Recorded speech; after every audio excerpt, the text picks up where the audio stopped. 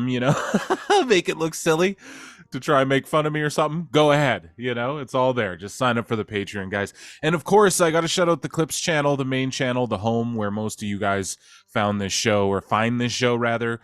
Pro Wrestle Clips, youtube.com/at Pro Wrestle Clips is where you see just clips of all the stuff of everything. And you also get a little this and that. I like to just make 10 minutes of Tony Khan video, which is randomly blowing up, a surge. I wonder why. 10 minutes of Tony Khan where he's being all crazy on the All Access show. I wonder why that's blowing up thousands of hits months and months after I had originally created it, because we're going to talk about it. We're going to talk about all the Tony Khan and AEW shenanigans. As I said, I think on the last show, I said, yo, AEW, if not, I'm saying it on this show, AEW is now neck and neck with TNA for me now. I'm going to try not to shit on AEW so much. I really do feel bad for TK. I say this, but then I watch the shows and I go off. But, it's, I don't know. We're going to get into all that, but it's AEW versus TNA from now on. WWE's just light years ahead of everybody again. And a round of applause for them, and a round of applause for the show and yourselves. Thank you for joining me. I need to open my Red Bull. I had a waffle with sugar-free syrup, and now I'm going to have a sugar-free Red Bull, guys. Yeah. What else? Do I need to plug anything? At Pro WrestleTimes on YouTube, at the... that's the long form channel. If you guys want to just hear the podcast in full, that's how I like to listen to mine for the most part. I'm just fucking around. So let's talk about what's going on in WWE and AEW. So basically, I'm not going to do reviews and all that shit. We're just going to talk today. We're going to go off on some things. We're going to drop some truth bombs. We're going to just go over some of this news and some of the hilarity of the IWC, if you will, the last week. So in WWE, what's been going on? Well, let's go first. AEW, basically, they're just carrying the devil angle on. Okay.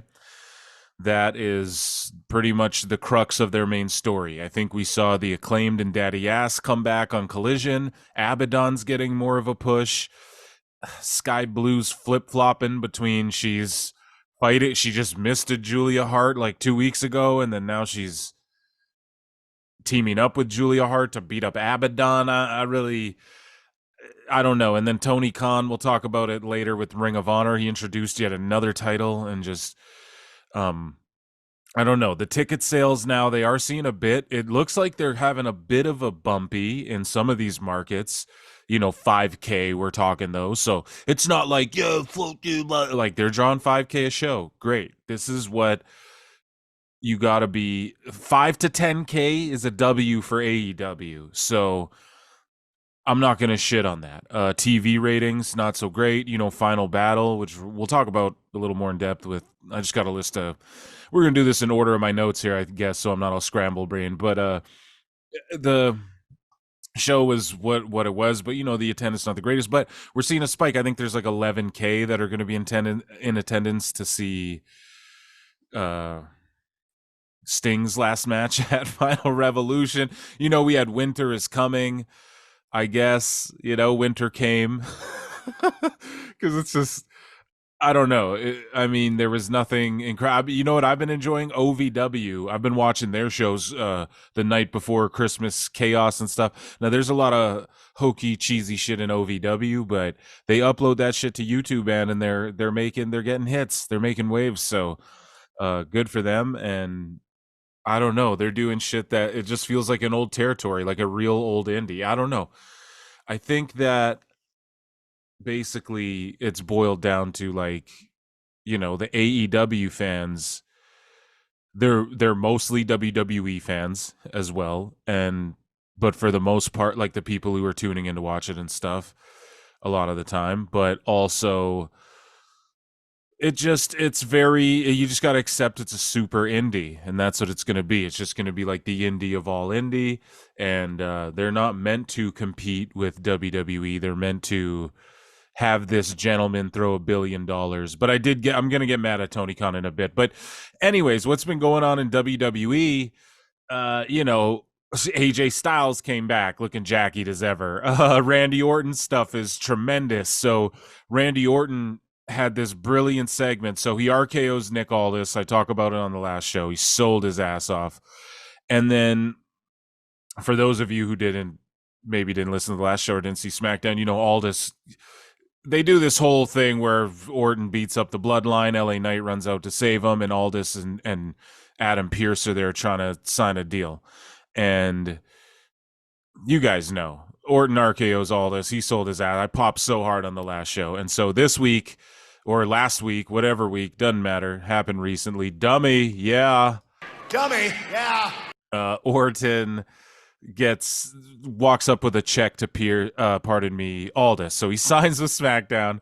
He gives Aldis a check. They have a little conversation. Orton's like, you know, fucking who's this LA Knight guy? And we got to team up against the Bloodline and da-da-da-da-da, and whatever. And then Aldis looks down at the check and goes, Randy, the fine for RKO and me last week was $50,000. This is for 100. And then Randy goes, yeah, that's for next time. Yeah, that shit was so good. Randy's on fire. He's jackied up. Again, AJ Styles returned. He's super yoked. We got people shitting on him. You guys know who. We're not even going to rag on him today. We will later probably. But I don't know. His shit's great. And then you have Punk, who signed to Raw, which I called as well. And maybe, I don't know, WWE's on fire right now. So I don't know. Some people are saying the Bloodline shit. It's really, I don't know, dude. Like, it's hitting.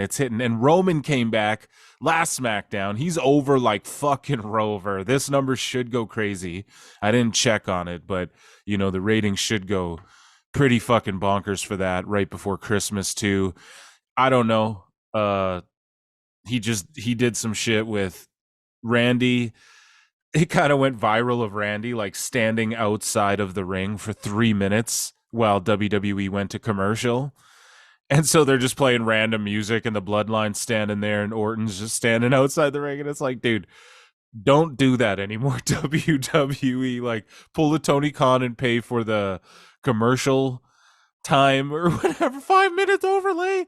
Don't forget, we have an overlay tonight, so this match is definitely going to end not on time. So just pay for the commercial break or don't have a commercial break when Orton and Reigns are in the ring. It's like, dude, you gotta stop doing that. But or just have them talk nonsensical shit, and then maybe if WWE wants to go, yeah, there you can cuss quickly and be like, no, AEW where you got Edge, people's kids hero dropping F-bombs. But you know, if he wants to be like, you're a little bitch or something, you just do it during commercial break. And then, yeah, because and then you get into the story right then when you come back on air or something. You got to figure it out, because that is kind of like, if you're in attendance there, dude, you're just cringing like, what the fuck? But also you're probably marking out because you're seeing Randy Orton and Roman Reigns and shit in the ring. Who knows? Definitely fix that, though, if I can critique WWE for 1 second. Anyways, though, CM Punk. So I wanted to just talk about CM Punk. I want to play you CM Punk's promo. I think we may have talked about his first promo, but we're just going to do like a retrospect on a deep dive, an omnibus. Not really that technically, but you guys know what I'm saying. I'm going to play you CM Punk's promo since he's been in WWE from start to finish.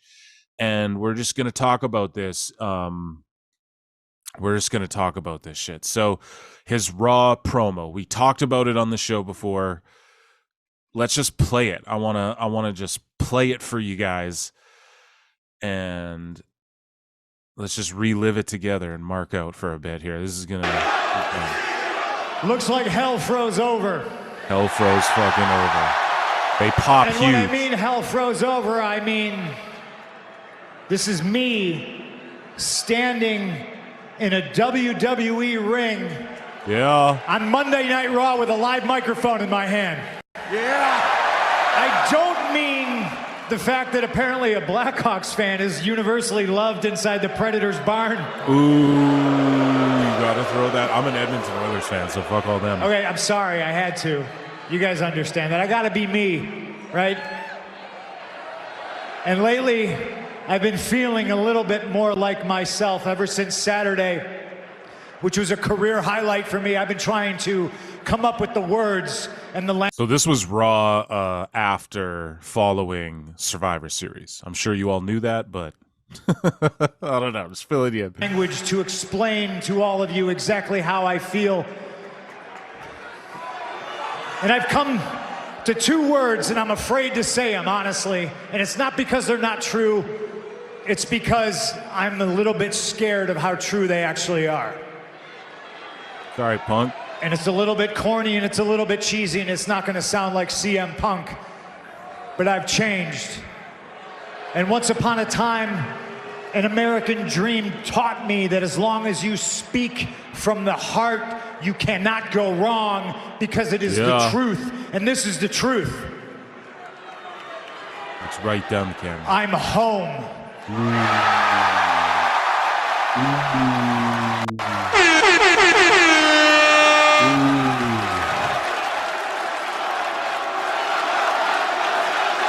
It's true, though, man. It's true. It's true.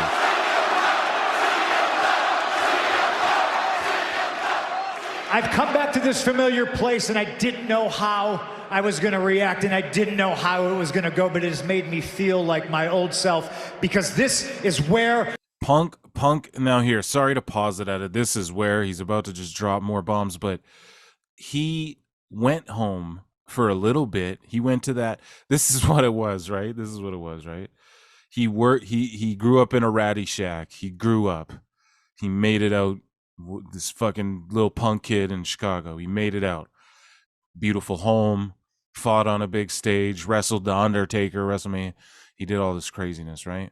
And also, like, yeah, the old leadership is a huge part of this. But he does all this shit, and then he goes back home and to that ratty shack when he went to ROH/AEW. He thought he was going home, but the ratty shack just got gentrified. You know what I mean? They renovated the outs, they paid new paint job, you know, but you go in there and it's still a broken home. You know, it was his frustrations on the indies when he's telling Eddie Kingston, yo, you need to take your fucking body seriously and take this shit seriously. That's the frustrations. He went back to AEW going, yeah, this is that old feeling.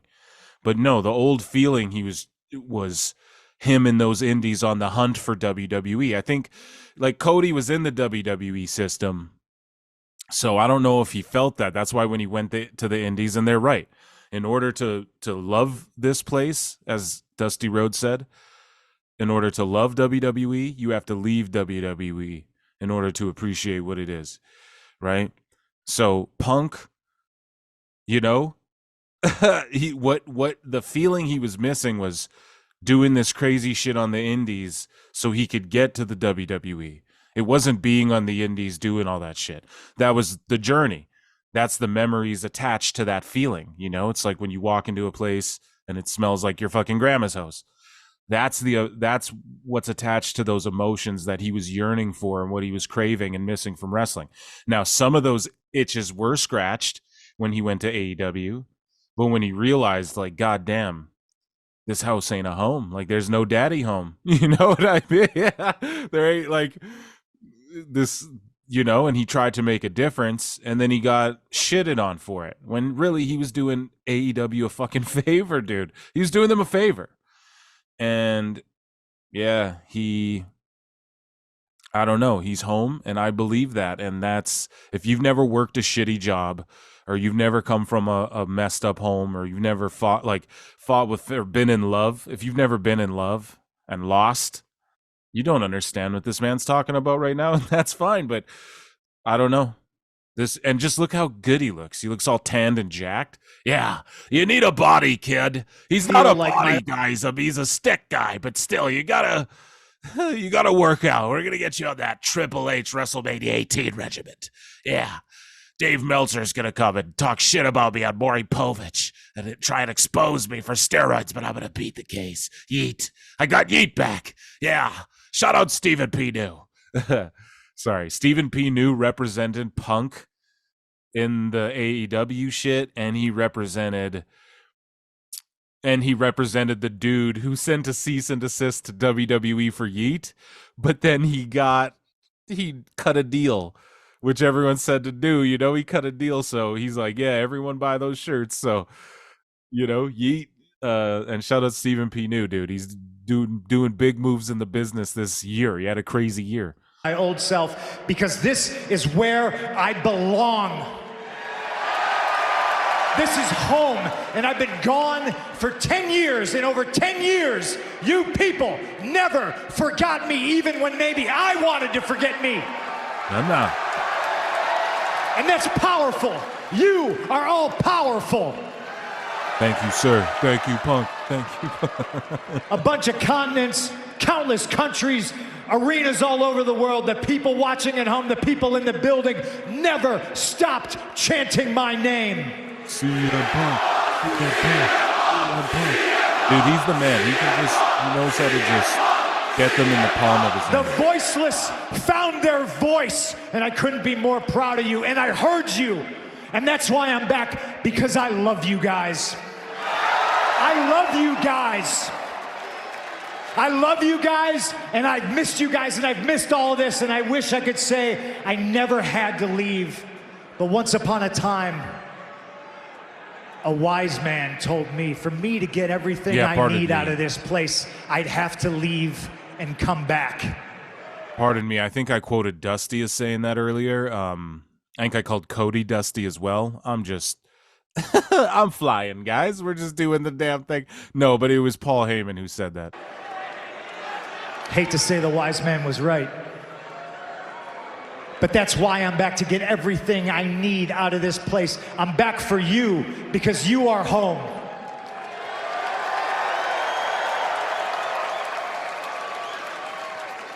Saturday night was an amazing moment. Monday night is an amazing moment.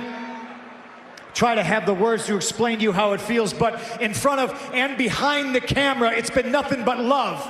It's been nothing but hugs. It feels like a family reunion.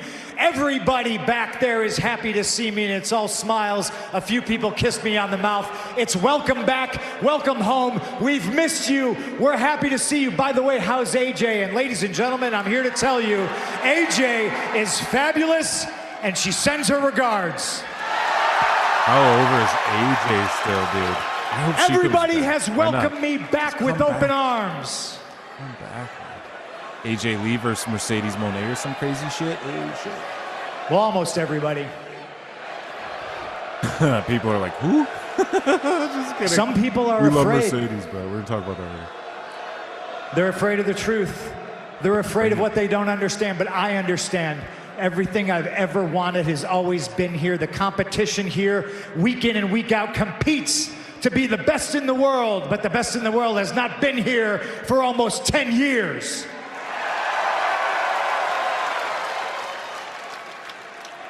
I understand being afraid. They're afraid that I just set the bar to an unattainable level. They're afraid that the brass ring is in my back pocket and they can't grab it. They're afraid that the most dangerous and controversial, feared man in this industry just walked through the front door and there's nothing that they can do about it. Tell me when he's telling lies. Some people are afraid that tomorrow morning when they wake up, they're going to have to come to terms with the fact that their best efforts at being the best in the world, in this ring, on this microphone. They're saying it. Even at commentary. Even at commentary. Listen, like the smarky smarks, smirkety smarks, like this is what WWE does so well. And this is what I wanted to talk about with his promo on SmackDown, which we're going to listen to. Sorry, did I jump ahead here with this? Or no, that was SmackDown. Good. But first off, how over is AJ Lee still? And then, but when he says on this microphone, in this ring, on commentary, like a bunch of the smarks yell out on commentary, and I did too when he was cutting the promo.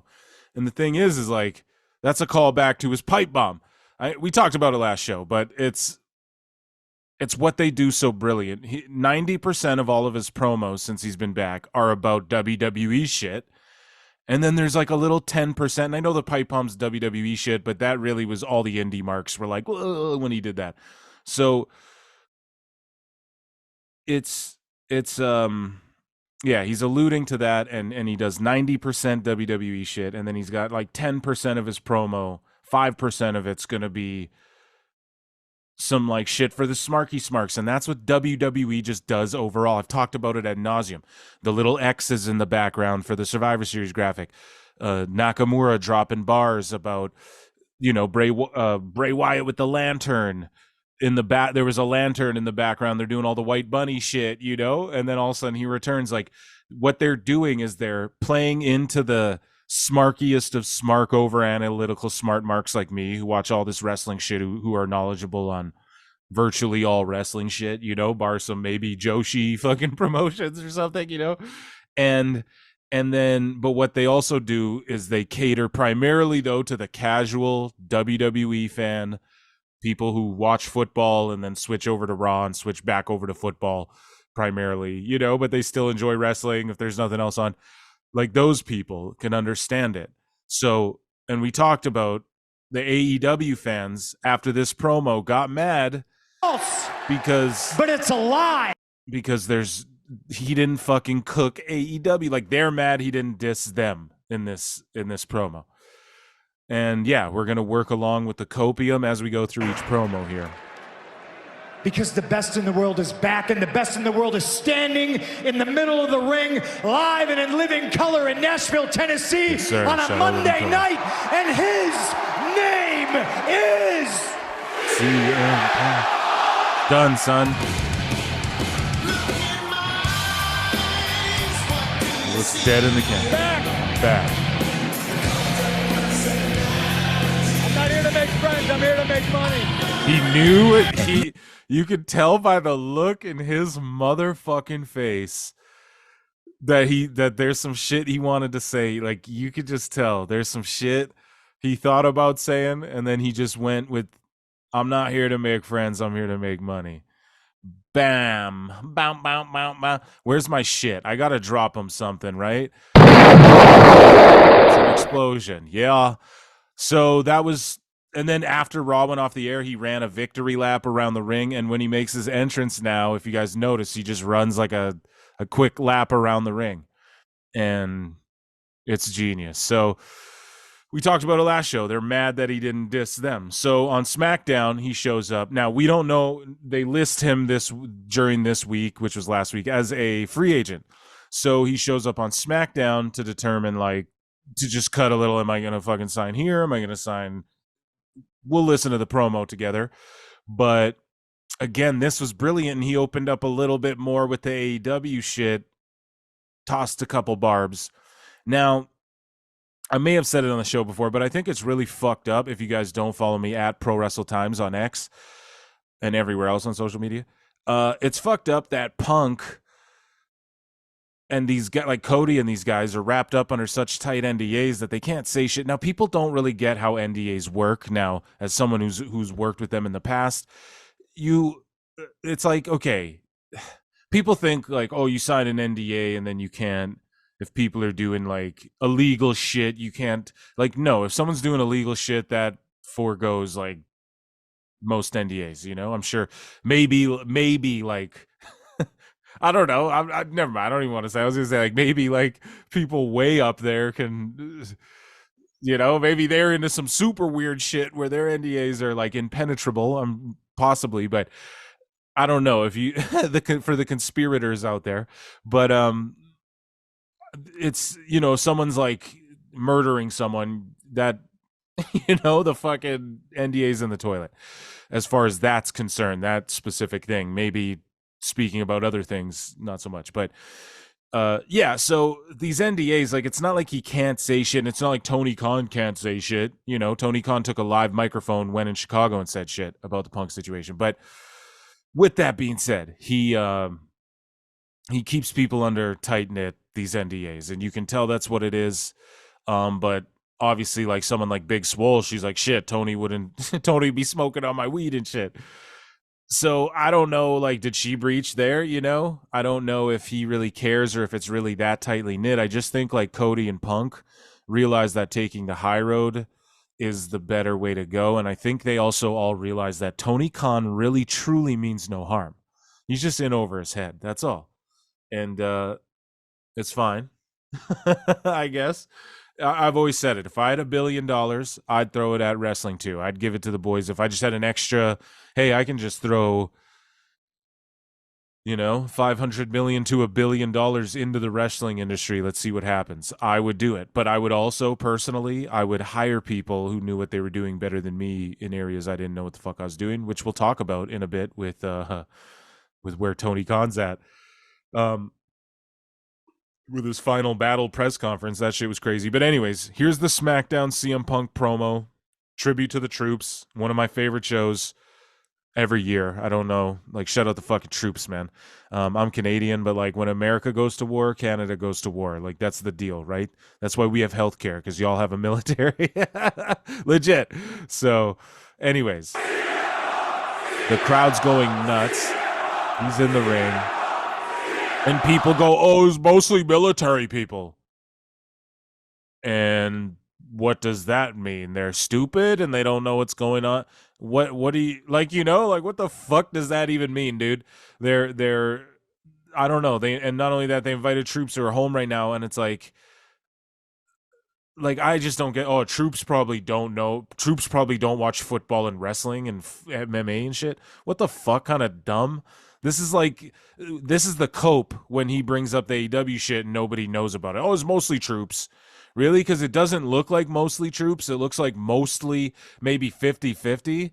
And on top of that, these troops are home. And on top of that, they're not fucking dumb retards. Sorry to use this language, but they're not. And like, you motherfuckers are, because these guys obviously know things. Like, I'm sure they know what Taylor Swift and fucking WWE is so hot right now. I'm sure they know who CM Punk is, you fucking weirdos. It's so crazy. These people are just in such a bubble, such a tight-knit bubble, dude. Like, listen to them. Yeah, they're white hot. They're white hot for all this shit. And you hear it in the last promo when he starts going, I've changed, and he's like explaining his past shit. And then the crowd on Raw, the people started kind of booing a bit.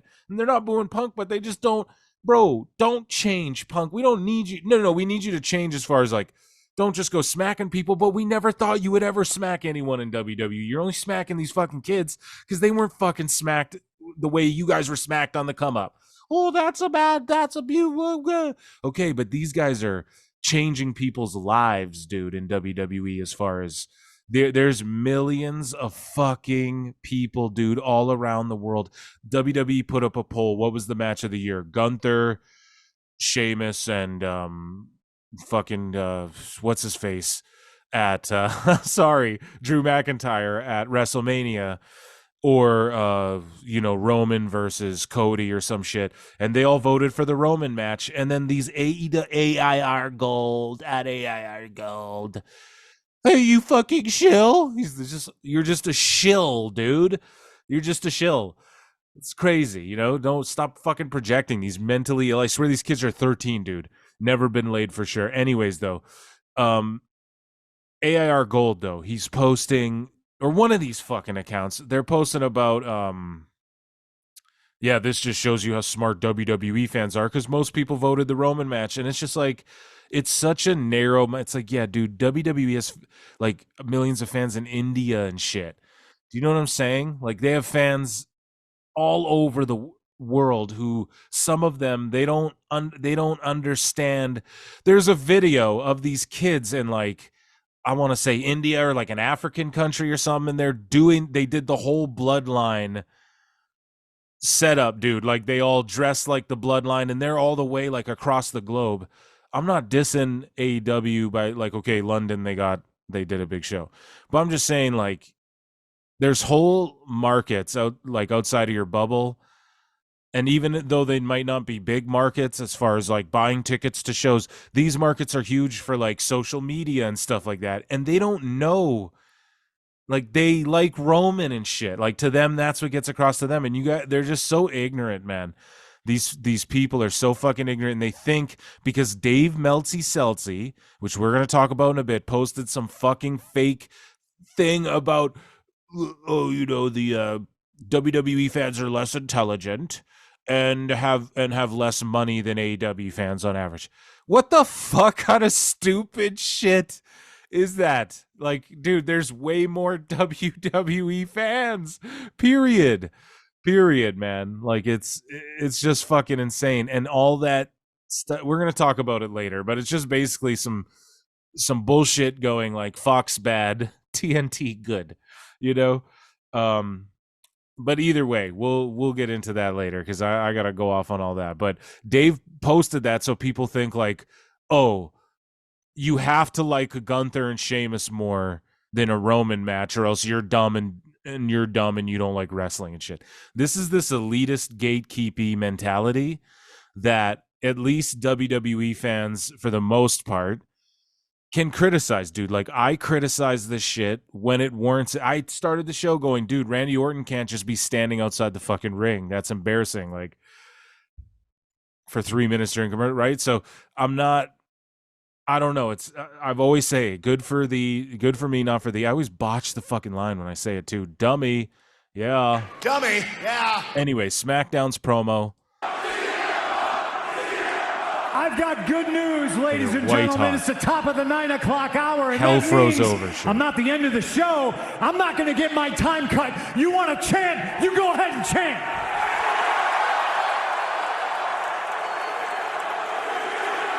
Hell froze over. That shirt is so fire. All of his merch is fire. Top merch seller in both companies at once. AEW and WWE. You guys do understand that Adam Pearce is trying to sign me to Monday Night Raw, right? They start booing. This is SmackDown, of course. I think they were a little bit louder I knew he was gonna sign on to Raw, Raw. don't you? No? That's the question of the hour I'm getting. And this CM was Punk, now that booked you're back in the brilliantly. So he shows up at the pay-per-view, and then he shows up the next night on Raw and just kind of does his little thing. And then he's like, yo, but I'm going to show up on SmackDown and give a long thing. And then they announce he's a free agent. So then you don't know, like, where is he going to go? Where's he going to go? You're stretching out this whole story, right? On Collision, Thunder Rosa came back. She was hurt forever. She came back. Shout her out. I'm so happy she's back. But she ran out to save Abaddon for some reason against Julia Hart and Sky Blue. What? It's just like, dude, so why don't you have like Sky Blue and Julia beat up Abaddon the one week, and then the next week you have them beat her up again or cut a promo and then Thunder Road or something? Like, you can milk these things. So, and that's how you get ratings. Why? Because it's interest. It's not just, get it all done, pack it in before the pay-per-view. This is a last-minute idea because all I do is lay out matches and then I figure out how to get there after. It's just so silly. So Punk, they put him on SmackDown, and then he has next Raw to come out and give his decision. So they're just keeping the interest, and he spiked all the ratings, dude. The ratings go boop, boop, skyrocket when this motherfucker's on, and when Roman's on, boop, boop. So I don't know. We'll talk about it. Let's listen to this. Where are you going to sign? And I feel fortunate that I get to take this journey with y'all because I'm partly going to leave it up to you. A man of the people. So do you want me a true man to sign and be a Monday Night Raw superstar? Yes, I did. Yes, I do. I can't hear you. Did you want me to sign to be Friday Night SmackDown exclusive? Nah. Do you want me to throw 29 other superstars over the top rope and then climb this turnbuckle and point at a sign in main event WrestleMania? Dude, yes, I do. That's lit as fuck. Cody and Punk final 2 in the Rumble. Oh shit. An old friend of mine that welcomed me back home with open arms famously likes to come out here and say, "What do you guys want to talk about?" Speaking of Cody. Now, you guys tell me in the comments or let me know. Jump in the Discord. Tell us the links somewhere. If you just look under wherever you're watching or listening to this, you just click the Discord link, join, and chop it up with us. Do you guys, what do you think? Punk throws Cody over? Like, Punk wins the Rumble, challenges Seth, and then Cody wins the Elimination Chamber to face Roman, or vice versa? I think you do it. I think you have Cody because he won the Rumble last year.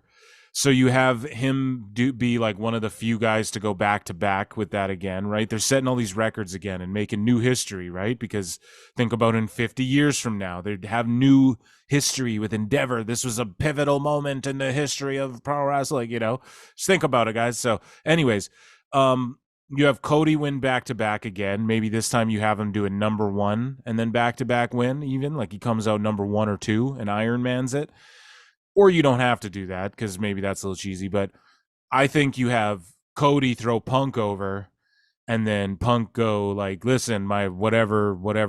Like my goal is still the same. Like, and I'm going to win the Elimination Chamber. And I think you just have Cody win the Rumble, call out Roman, and then you have Punk go after Seth by winning the Elimination Chamber, and then you sort of keep it that way where the Rumble winner always goes after the WWE title, and then it's always like the Elimination Chamber winner goes after the World Heavyweight title. If they're keeping the brand split exclusive, then just the winner picks. But I just feel like the Money in the Bank's over there primarily focused on Seth as well.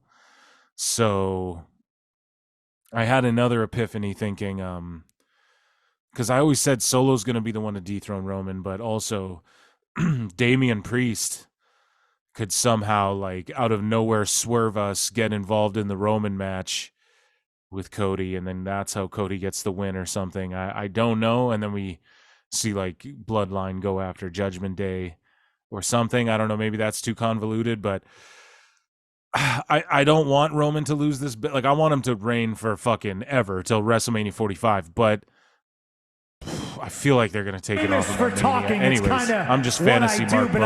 I got to give myself an X-Files for just my fantasy fucking. The truth is out there. I've been listening, and I hear there's a few people that are a little bit upset. They don't like the happy-go-lucky CM Punk. They don't like the CM Punk that says, hey, I love you guys. I'm home, and I'm glad to be home. So I listen, and I hear, and I understand that. So allow me to turn this up to 11. Allow me to be that spicy CM Punk you all know and love. Allow me to get comfortable at home. This is me putting my feet up on the couch. Yeah, and my feet got a lot of mud all over them, ladies and gentlemen. From stomping mud holes. From stomping mud holes. Yeah, give me a hell yeah. What? Y'all want to talk about? It's who do you want me to talk about? Oh, yeah.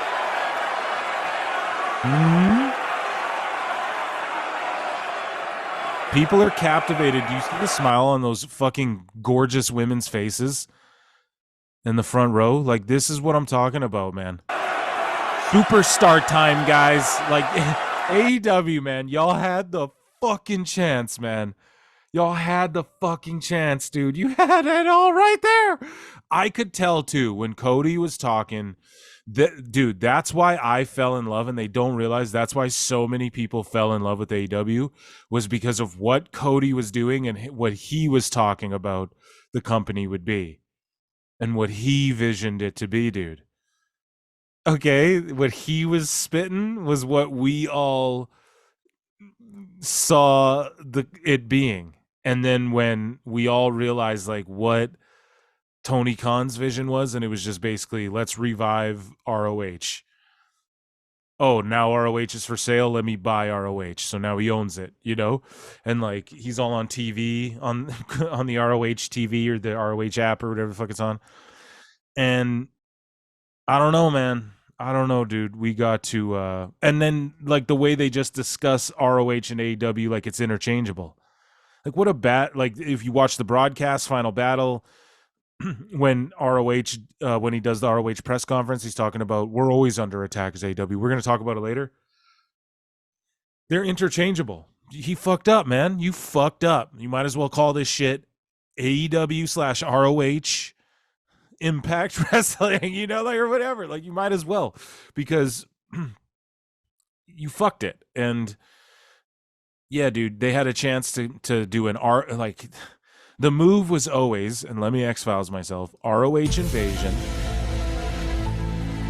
You do an ROH invasion. You have some guys who you sign kind of defect to ROH, right? And then once AEW conquers and topples and unifies and absorbs ROH, then you reintroduce titles back to the new ROH, or you just have the titles go away, but I think you absorb them with your belts. That'd be cool. And then in the new ROH, you reintroduce the whole retro aesthetic and retro vibe that Tony was going with, right? Because like instantly he just switched the belts back to the retro silver red. Well, you had those gold ones. Why didn't you absorb them to your AEW ones? Right? Or like you know, your trios belts and all that, you absorb their 6-man tag, all that shit. But anyways, but he's a belt mark, so we know why. And then what you would have had was like Jay Lethal, some of those guys defect to ROH and be like, fucking, I came to AEW, never gave me a chance, did all that shit. And then what happens is AEW, AOH, see? All Elite of Honor. Like they beat ROH, and then ROH defects down, and then Tony, like however you set it up, like William Regal or whoever your GM is, Jeff Jarrett, walks away and goes like, yeah, I'm representing ROH, whatever the fuck. Like you do the old Vince McMahon versus Ric Flair, and it's Tony Khan, Jeff Jarrett, and then Jeff Jarrett's in control of ROH. And the way it works out though is that, yeah, AEW absorbed all their titles and shit, but I retained the TV rights and Honor Clear something. He just swindles his way so that like Jeff Jarrett or somebody is the head of Ring of Honor and is carrying, or Tony Khan goes, yeah, like we won this war, we absorbed the belts, but I don't want to see Ring of Honor die. I'm a man, like, you know, I love Ring of Honor, so I'm gonna keep it alive and you can run it, but it's under my control, da da da da da. And then you have those top guys who kind of defected with the young guys you want to bring up, the people who'd be on Dark and Dark Elevation, they're in Ring of Honor, and then you slowly rotate out. Like then Punk could have went down there, Joe could have went down there, whoever could have, Kenny Omega could have went down there for a quick little run, and you just make your own NXT, and then you use ROH as like your, you know, that's where you try out guys, you do your dark matches. That was the move right there. But instead of doing that, Tony's like, no, we're going to compete with ourselves and step on our own dicks, try to, and hope that there's a TV deal and keep ROH as a subscription. Like, it's just all over the place craziness. But anyways, back to CM Punk. Do you want me to talk about Cody Rhodes? I could tell you some stories. Or do you want me to talk about somebody who's not here? By the sounds of it, somebody who's never here. Roman Reigns. Crowd erupts. Wait till they do that program. That's what I'm saying. Y'all really think that Roman is going to... So he's got another match with LA Knight easily. Let me just start dropping him like I do, man. He's got another match with LA Knight easily. What? He's got Randy Orton versus Roman Reigns. At least one more match. They've had it in the past, but they can do it properly now. What? He's got a match with Seth Rollins cooking at some point when Rollins drops that title and goes and fights fucking Roman. What? You got a Cody Rhodes rematch, which Cody's the best bet to beat him. What? You got fucking a Solo Sikoa match. What? You got a CM Punk match that the crowd just fucking erupted for. What? I mean, you don't need to even take the belt off Roman at this WrestleMania, guys. I'm sorry, and I know it fucking triggers people. I know people don't like the thought of that, but it is what it is, man. It is what it is. Listen to how the crowd erupted. Could you imagine Punk and Roman? God damn it, dude. So you have all of these matches down the line, and I don't know. Like, to me, they all talk about Stone Cold Steve Austin should come and do a match. What? The Rock could come and do a match. What? These are guys who Roman could wrestle Austin. Roman, like, fuck it, Roman could wrestle The Rock, which is what I want to see. I'm still holding out for, let's do Roman Rock at this Mania.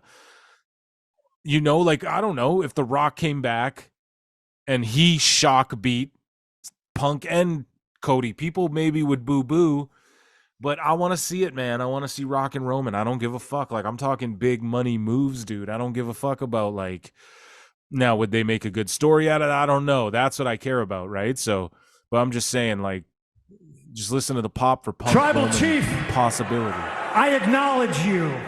Congratulations on all your success. And y'all, dude, when Punk left All In, he draped the belt over his shoulder and put the one up. Like Roman Reigns does, dude. So bruh. That's AEW just dropped the ball and he knew it. He knew and he was signaling. Don't forget who the OG Paul Heyman guy is. He's always had his eye on Roman. That big money match. Do you think, hold on. Let's stop for a second. Do you not think for a second that this motherfucker, that they're not going to do that match? How many pay-per-views are left until WrestleMania? Do you not think, so Cody dethrones Roman and then what? Roman's just like, oh, I'm going to fight up for the belt back. When Roman drops it, he's going home, guys, okay? I want y'all to understand this. So he is not dropping it yet. I don't think, because he's on such part-time. The ratings don't fail. People are not tired of it. I don't care what the Twitter marks say. Even MJF says it. Dude, you guys are 7% of the market. So 7% of the market, most of them, you wonder why you get bombarded. You're a normal person. You get bombarded by fucking weirdos on X. That's why. They have multiple accounts. They have 5 fucking accounts. These crazy fucking weirdos. Okay? And that's why they don't give a shit when he brings up the Buck shit, which he's about to get into. But yeah, I don't even know the fucking point I'm making. Okay, but the point the point I'm making is that yeah, just don't listen to that fucking noise. It's a low percentile of fucking people, and this is. That he was my wise man first. And these are the little just shots for the now Roman might smarts, not be here to keep them invested in the shit, Cousins are. But do you not think, sorry, this is what I was talking about. Do you not think that they're not going to do Roman Punk? Like, you have Orton is right there. You have the rematch with LA Knight. You have Cody Rhodes match. You have a potential Rock match. You have to do pardon me, you have to do Reigns and Rollins, dude, down the line. Like, just the way I've seen it, like, you have to do that again with, I don't know, but Rollins might go heel, though, with him feuding Punk, so maybe we don't get that one. But either way, you got to do the Punk match. So he might not lose this fucking belt until way after WrestleMania, I got to be 100% on. It could be like the Hogan, like he could win at Mania again, and then you'll drop it at SummerSlam, which I think that would be it's got to be Mania where he drops it. No, maybe that's just my markdom. But yeah, he's, and then him and Cody, where Cody's the champ at Mania or something. That could always be that, but either way, so much money to be Solo, big tough son of a gun that I don't know, but I'm familiar with his cousin, I feel Jimmy like Uso. By the way, shout out to main event Jey Uso, who's over on Monday Night Raw. They get Jacob Fatu and Zilla Fatu and shit. These are the things that I have to wrestle with. Do I want to go to Monday Night Raw and hang out with Jey Uso? Or do I want to stay here on SmackDown and scrap with Jimmy Uso? No, But if I scrap with Jimmy Uso, holy gosh, he's got a lot of cousins. I'm talking like endless Samoans, right? Yes, sir. So if I scrap with him, I'm gonna need backup, and they're in tag team action tonight. Can I trust a guy who I have history with, who hears voices in his head? Can I tag with Randy Orton? I don't know. Are we going to get along? Are we not going to get along? It'll probably be entertaining either way, right? One guy I'm pretty positive that would tag with me is Randy's partner tonight, and his name is... Yeah. Yeah, dude. Yeah. That's what I mean. There's too many over guys for Roman to keep beating. And people go, why would he keep beating them? Well, because you're out your fucking mind if you don't think Punk's laying down for Roman once on this run, right? And why would he keep beating them? I don't know. Why did Hogan beat fucking Andre and Yokozuna and King Kong Bundy? And why did they beat everyone? Why beat Piper? Why did he beat everyone? Because he's a fucking big ass megastar and they go, oh, he'll go to Hollywood. Or he doesn't. Or they just pay him millions to sit on the couch, be a top merch seller, take tons of time off to be with his family. He earned it. Big money matches. Do you really need to go to Hollywood and do what? Oh, you can make $40 billion on a fucking movie that he might not be good at, being the Rock's. Why? Not everyone needs to do that. You know what I mean? Roman don't need to do that. He's like the LeBron James of fucking WWE. Someone said Kevin Owens. And that's what makes people sick. To think that the Young Bucks, really think about it, probably get paid more than a Roman Reigns does. And they think that makes them good because they worked a fucking money mark. It's crazy, bro. Owens, that'd be interesting, right? Can I tag with Kevin Owens? Maybe I can fight Kevin Owens. Let's pump the brakes on that one just for a second. Kevin's a little bit prickly, and I mean to say is that him and I are probably too much alike. And I don't know who would feel comfortable working with somebody who randomly just punches people in the face backstage. I mean, it's 2023, ladies and gentlemen. You just can't be doing stuff like that. That's insane. See, people are clapping. See, there's people laughing. You see them laughing, but just a lot of them are just fuck. He smacked these fucking goofballs. That's how I felt. It was always what did you think he was gonna do? That's always been my attitude. Online, the social media people, because they're melting down and they make you think when you go on there as a normal dude, oh, everyone's melting. No one's melting down. Jesus Christ, you know what I mean? My fucking own brothers smack me in the face and vice versa. You know what I mean? People smack each other in the fucking face all the time.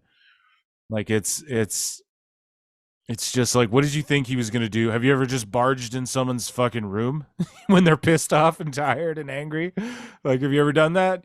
Shit goes down, dude. It's fucking stupid. It's crazy. And these people just laugh. These are military guys. Oh, they're probably military? So what does that mean? That they're dumb?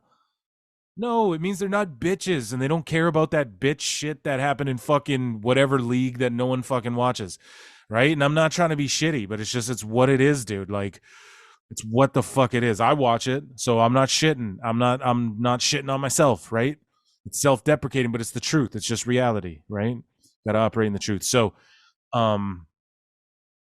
anyways, we're gonna keep going along with this. But the AEW fans are mad. Oh, they didn't react because they just didn't react. Gives a fuck, bro. Why are you mad that they're not clowning you guys? They're addicted to abuse. It's just dopamine hits. That's why they're so actively crazy on the socials. It's why their whole idea of wrestling is move porn. And I said that and someone's like, oh, nice copium move porn. It's no, that's what it is, bro. Hardcore spots. We'll get into all that, but you guys know my stance on it, right? Psychology, storytelling, number one. All of those flips and dives are dope, but they're not what makes good wrestling. They are things that you can add to wrestling to make it exciting or create a moment or make it better or sell more tickets, right? But the core elements of wrestling is facial, selling, pacing, storytelling, psychology. Those are the key things, right? So dives and hardcore spots and blood and no selling and false finishes, those are great elements. That's the salt and the pepper.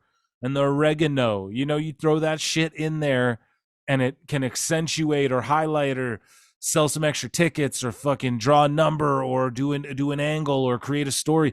Those are things that can be create a moment, you know? Those are things that can be, it's just this simple. Undertaker, when he dove over the top rope, did he dive every match? No, he dove at WrestleMania. You knew at Mania, maybe SummerSlam. Taker's going to hit the ropes and he's going to dive over the fucking top. Okay?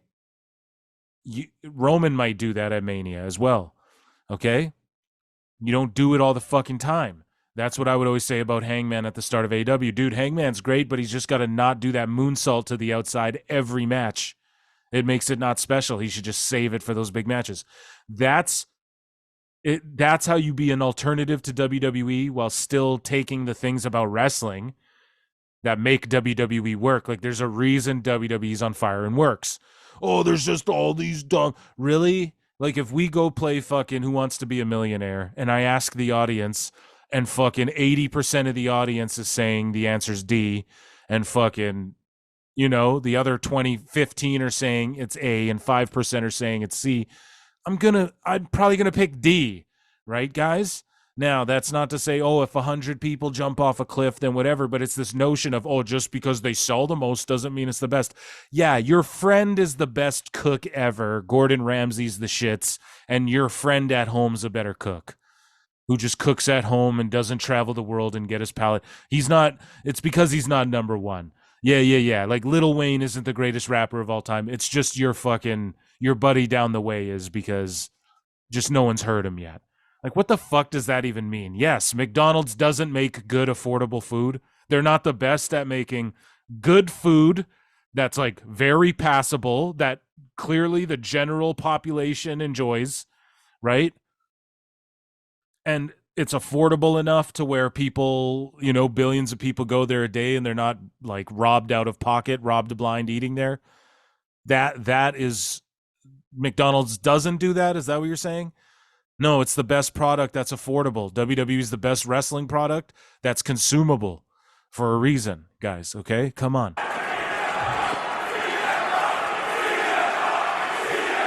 But yeah, it was funny too, because on the SmackDown after this, CM Punk just brought up, oh, you can't smack people backstage. And then Corey Graves is on commentary. He just had a kid. Punk, even JBL. Shout out fucking Corey Graves. He just had a kid and he went, he was like, yeah, people were scared backstage. Like, I feared for my life. And you gotta love Graves, because at one point, if you guys remember, he had heat with CM Punk where he was tweeting out like after Punk lost in the UFC, Graves was tweeting out like, yeah, like, you're a bitch, dude. Like, we used to be friends or something, you know, like, Punk held my kid before I did because I was on the road making dates and stuff like that. Whatever. And he's like, I actually grew up fighting, you know. He's like, Punk, like, I'll beat his ass kind of thing. But obviously they're cool, dude. That's years and years ago, right? They're making amends here. But everybody's happy to see CM Punk, even JBL. Everybody's welcomed me back with open arms. Except for that one guy.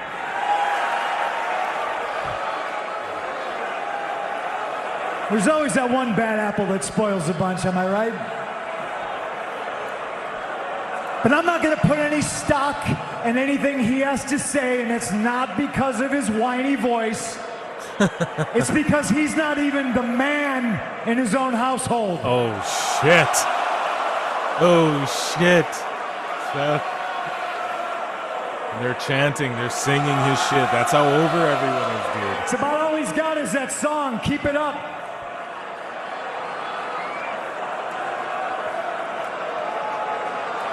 Dude, this is the same old Punk, man. Not same old, but it's not like he's like, oh, people are like, oh, I don't like the happy-go-lucky Punk. It's not. He's doing the same thing he's doing in AEW. He's like, fuck you guys. He brings up the Blackhawks. Even though he I'm knows so glad to be back home on this journey with y'all. We're going to find out exactly where I sign on Monday night. And I'm here to listen to y'all, and I've heard y'all. I'm here to listen to Nick Aldis over the weekend. I got a phone call scheduled with the Heartbreak Kid. Shawn Michaels. Calling, like, it's great they did that. I'm going to talk to him about NXT, and then on Monday night in Cleveland, I'm going to hear what Adam Pearce has to say. And I promise you I will make my decision then. Almost 10 years to the day in the same town I walked out of this place in. All the men that I have mentioned today have one glaring, painful thing in common, and that's CM Punk is back, and I am the monkey wrench in their future plans and their future goals. Everybody wanting to talk about finishing their story. I'm back to finish what I started. And Monday night, I put pen to paper and begin my journey of finishing my story. And that means one thing. Main eventing WrestleMania. Yeah. John CM Punk has put everybody on notice. That's a mic drop moment you're going to be talking about for the next decade. That was incredible. Where does CM Punk sign? We'll find out Monday night on Raw from Cleveland.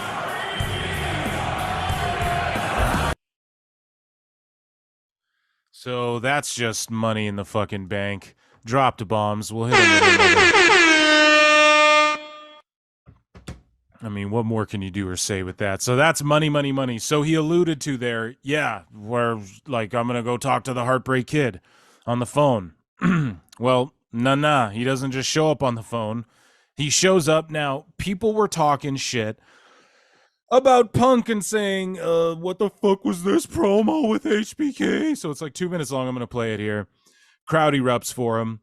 What's this promo? What is he doing? It just felt good. Yeah, it's two guys. It's the Heartbreak Kid and CM Punk, and they are two legends, Hall of Famers, literally and figuratively, as in about to be, you know?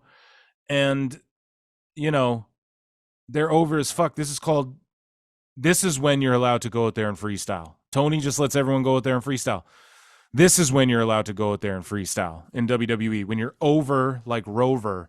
So NXT Deadline, which was a great show, man. It was really good. Now, the Deadline matches, they're not the greatest thing in the world for me. I don't know. It's like a King of the Mountain meets gauntlet match type thing. Now, I get the concept, whatever. There were some cool spots. Trick Williams, really, the men's one was really good, like the finish for it especially. Trick Williams won his. I can't remember. I think B. Priestley or someone won the women's, whatever. And they get title shots down the line. It was a pretty solid event. Now, I'm going to play this promo, but people were shitting on it going, what are they doing? And they literally say it in the ring. Like Punk's like, when you forget what you're supposed to say and I forget what I'm supposed to say and we just da-da-da. They were just freestyling back and forth.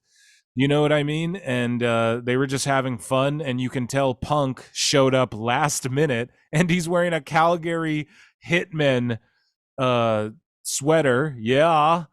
Where the fuck is my yeah? And I don't know. It's just hilarious, and like they're just cool, man. HBK's cool, Punk's cool, and I told y'all, you think HBK don't want to do business? He's part of the clique, bro. He's part of the clique. His best friends are fucking Scott Hall, Kevin Nash, and Sean Waltman. You know, I said it before. These dudes march to the beats of their own drums.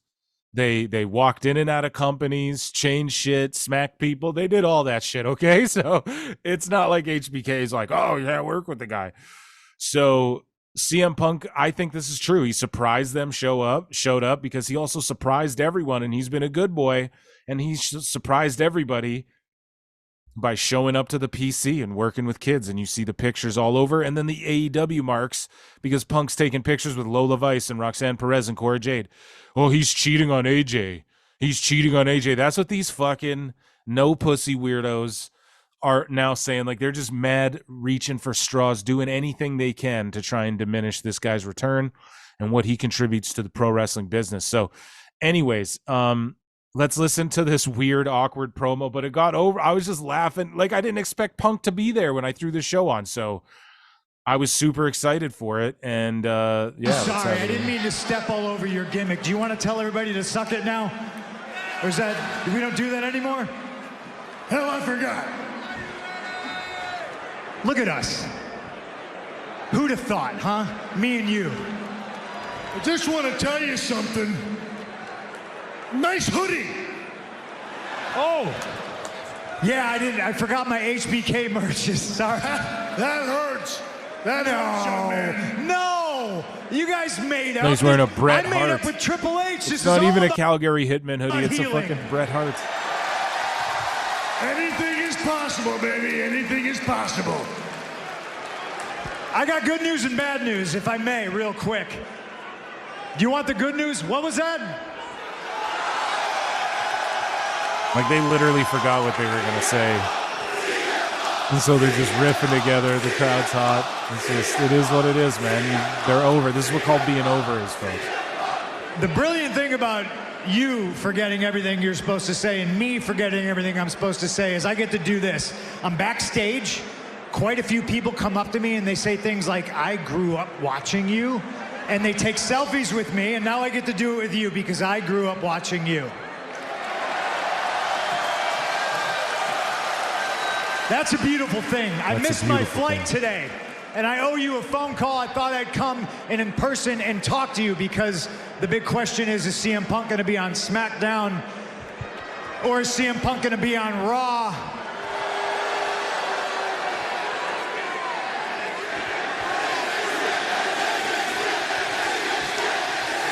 And this is how you bring attention to NXT, man. God damn it. They're so smart. Or Tony could have did this with ROH. Bro. NXT superstar. They could just say ROH is, you know, a sister company to AEW and da-da-da, and you just keep everything separate. This guy flipping a bird right to play. This motherfucker don't like Punk in the front row here to the side. They're all chanting Punk, and he's just middle fingers up. They just hit the music. They're like, yeah, you motherfuckers are freestyling too long. Let's get on with the show. They hug each other. Well, the marks are like, oh, he's cheating on AJ because he's in the...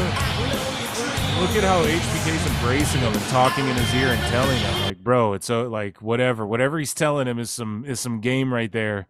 Real recognizing real. And now people were clowning, so...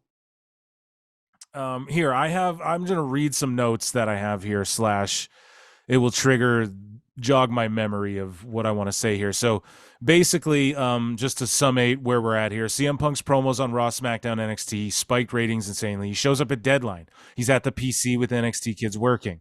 People are trying to clown Deadline. This is what I wanted to talk about, saying the building's half empty, which it is. They had 5,000 people there and the hard cam side was empty.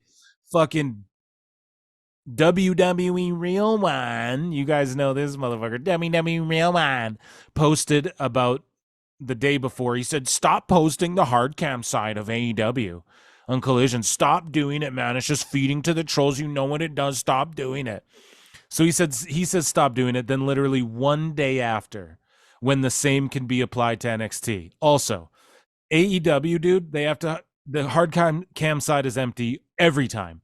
NXT, they run their Orlando building or their, they run their Capitol Wrestling Center, whatever it's called, the NXT Arena. They fucking run that building constantly. And then for a Deadline, they go to a big building, try and sell thousands of tickets, and then they load up the other side because it's a big show and they want it to look big and et cetera, et cetera. Here's the thing. They don't do this all the time. Like if they were doing this to a detriment, which we know, thanks to Brandon Thurston and those folk, those WrestleNomic good folks over at WrestleNomic and at WrestleTix, these guys, because they just post the numbers, we know that that AEW's losing money. So they're doing it to a detriment, guys, okay? Like if AEW ran a small building, then for their pay-per-views, they tried to do a big building and it only drew 5,000 to 10,000, we would applaud it. We'd be like, yes, they're making a wave at least. We applaud when TNA does their little building and then they go to a pay-per-view and it's like, oh, 1,000 people or 1,000+ people here. We're like, yes, they're doing it. NXT, dude, they went and drew like 6,000 people, I think. And they didn't know Punk was going to be there. They didn't announce it. If they did, probably more people would have showed up. But even that, dude, like he showed up out of nowhere, gave the fans a treat. And NXT, they don't always do this. So if they always did it, so this is where they try and go, oh, we're doing that. Where's the criticism for the hard cam side? It's because here's where the criticism is. And I roasted this too. I just didn't have a podcast back then when WWE was tarping off or I was like, what the fuck, man? Like WWE's dying. Like what's going on here? So the thing is AEW does it all the time. NXT doesn't do it all the time. If they did, I would criticize NXT and WWE. I'd go, bro, run smaller fucking buildings. Everyone knows that, dude, NWA would run out of the studio, and that's better than not being able to fill buildings and just throwing money down the toilet. You know, that's all I'm saying. Like, it's really just like a charity case company kind of. So, but like the boys deserve it. Wrestlers deserve this shit, but some of them, their egos got out of whack because of the shit, whereas some of them are very grateful because of the shit, which, you know, I fuck with the latter, not the former. So anyways, though, WWE Real One posts about stop posting the hard cam side, then immediately the day after did what he said not to do. I wrote, these people are energy vampires who don't care about wrestling and have no morality. They're hypocritical elitist dweebs, and that's why people are turned off by AEW. Anyways, the hard cam side is empty, but let me explain this to dweebs. NXT doesn't ever do big shows on the road outside of their CWC building or whatever. The building is always packed to the tits. Then they do maybe 4 PLEs a year. They go to a bigger building and they don't sell it out. That's what we want AEW to do. That's literally what we want you guys, them to do. Run small buildings or run Daily's Place weekly and then take the shit on the road for a big event or pay-per-view. And if it doesn't sell out, oh well. Okay? Only morons don't realize this. Okay? I wrote, nobody knows AEW when CM Punk refers to them in his promos. WWE is so good at giving the smarky smarks like myself and the IWC little nuggets of gold to pop at, but then cater to the larger mainstream audience. He talked about WWE for 90% of the promo and then dropped 2 bars about AEW for the marks. That's how you do it. That's how you work, shoot, the shoot, work, shoot, brother. Now, the AEW goobers are freaking out on WWE fans saying because they don't pay attention to AEW, they aren't real wrestling fans. They just like the promotion and not the wrestlers. And this has been driving me nuts. Oh, well, no, AEW fans are typically wrestling fans. WWE fans are typically WWE fans. Oh my God. Dummy. Yeah. That's the cope, dude. Okay. Here's my notes. I'm going to go off on this. Meanwhile, they're standing one promotion and hating the other. It's projection of the highest order to say WWE fans aren't wrestling fans. Okay? And I wrote, this proves how little anyone gives a fuck right now and how not over AEW is. Like it's viewed as ROH or TNA, and that's what we all feared would happen. We just wanted it to be better. It's our last real shot at ever competing with WWE, and it's over now. So, but to tag on to what I said before, WWE fans are wrestling fans, just like AEW fans are wrestling fans, just like GCW fans are wrestling fans, just like fans of wrestling companies are wrestling fans. This whole narrative of notion of AEW is real wrestling is bullshit. Or we're wrestling fans. It's bullshit. If you're a fan of the NFL, you're a football fan. Okay? Period. Just because you don't follow and keep up with the CFL, the XFL, the AFL, and the Flag Football League doesn't mean you're not a fan of football. NFL fans are still football fans. WWE fans are still wrestling fans. AEW fans are still wrestling fans. It's that goddamn simple. It's this Dave Meltzer narrative bullshit. Real wrestling is simulating a conflict or combat to garner heat in order to sell tickets for a pay-per-view or PLE. Or a big house. It's very simple. Selling, storytelling, psychology, facials, pacing, etc. That's good wrestling. High spots, hardcore blood spots, false finishes, no selling, flips, dives, and 25-minute long matches doesn't mean good wrestling necessarily. Those are elements that can be incorporated into a wrestling match to make them more exciting, memorable, or unique, but without those core elements, the key elements I mentioned prior, sellies, storytelling, psychology, facials, pacing. Without those elements, it's just pro wrestling moveset porn. Think about it. You're tugging on your ween feels nice, and it'll make you bust, but it does not count as a body, folks. And that's my rant on that shit. So, yeah, that's my rant on that. And continuing along, let's just talk about let's go on with CM Punk's promo Sorry, I'm just writing a note here.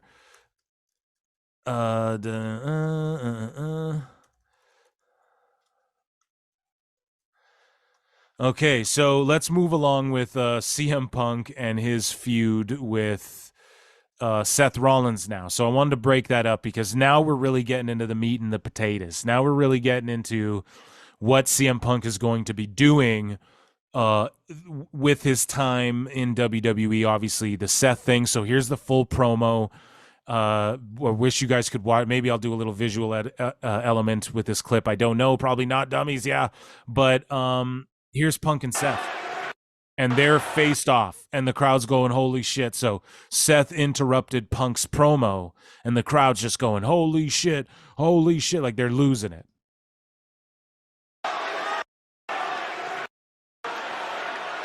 And they're just facing off, and dude, this was intense.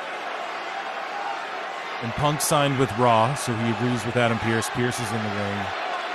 But this feud, dude, is going to go nuts. Like, this is so epic.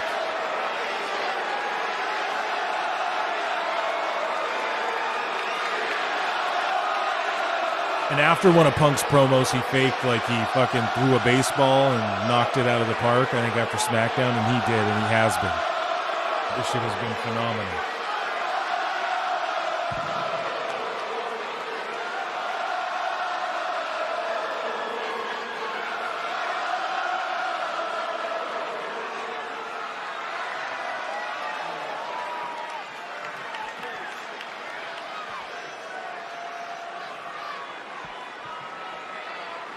Cleveland, Ohio.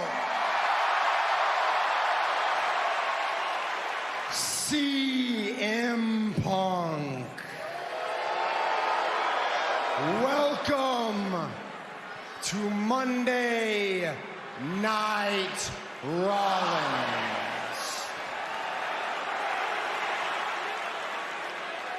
I hope you know how incredibly fortunate you are to even be standing in this ring right now. But could you do me just one little favor, just one thing, please?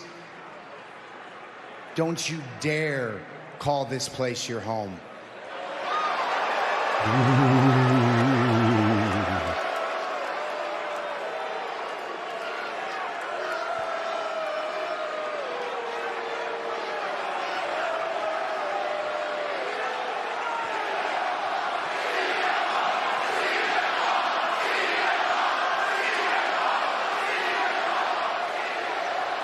You abandoned this place 10 years ago. Not only did you abandon it, but you actively tried to tear it down. You spent 10 years slandering me, slandering every single person back in that locker room, and then you want to walk back in here and call this place your home? This is not your home. This is my home. Damn.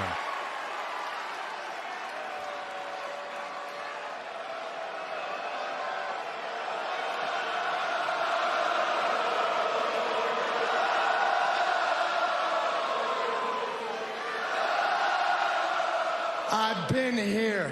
Everybody in the back, those are my brothers and sisters. Everybody here, everybody watching at home, that is my family, and this is our home. And I will do everything within my power to protect it from people like you. Fuck yeah, dude, this shit, I'm sorry, you guys, I'm just letting it play. Shout out WWE. This shit is such money. Like, god damn it, dude. Powerful Let shit. me make one thing perfectly clear. I don't want there to be any confusion. I know I'm a bit worked up. I want everybody to understand. I'm going to say it plainly with every fiber in my being. I hate you. Fuck yes. Heat, dude. Real heat. Taking real life shit and putting it in the ring. What AEW was scared to do. But if you're going to be a part of WWE again, then I want you on Monday Night Raw. Because the truth always comes out, pal. The truth always comes out. I know, you know, everybody else knows. This is your last chance. And so, one of two things is gonna happen. Either you're gonna expose yourself, you're gonna self-destruct like you always do, and I'll be the first person in the back to slam the door shut on your legacy. It's so nice that Punk can barb with people who are actually good on the mic, dude. Like Punk and MJF was solid. By some miracle, you have changed. And you've got any gas left in this old tank? Maybe one day you'll be lucky enough to stand across the ring from me in a World Heavyweight Championship match. And then I will expose you for the fraud that you are. Fucking so I will good. show you that there are levels to this. I will wrestle circles around you, and I will let you understand in real time what it means to be the best in the world.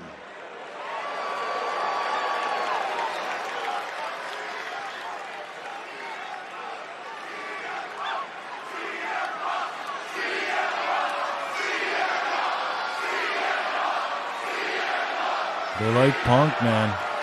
Seth might have to go heel because of this. Where it'll just be split 50-50, dude. You can't ever go wrong with that. Are you done? That's your one pass, to stand here and speak to me disrespectfully without me coming after you. I have never asked for anything to be handed to me, and I've always done things stubbornly the hard way, and I'm here to do that. Adam Pearce, where you at? We're making things official. We might as well make it official. Lola Vice posted a CM picture. Punk is entering the Royal Rumble. Fuck yeah. Lola Vice posted a picture of her and Punk, and it said shooters. And when CM Punk wins, maybe, Seth, it's you he's coming after. Oof. Oof. I think you give it to Punk the hard way, you make him win the chamber. But that also fits Cody's story more, like he's scratch and claw and can't. Desperation, can he do it? Will he make it? So that might be what they do with Cody. Either way, it's compelling. We'll do some like Royal Rumble stuff closer to the Royal Rumble, like talking about predictions and things like that. I've been currently kind of writing out my WrestleMania cards, what I would want them to be so far, and I'll unveil those too. But yeah, definitely you guys need to vote on your PWT awards. I'm going to start making posts for those as well and just getting more people into that. But yeah, let's drop a round of applause.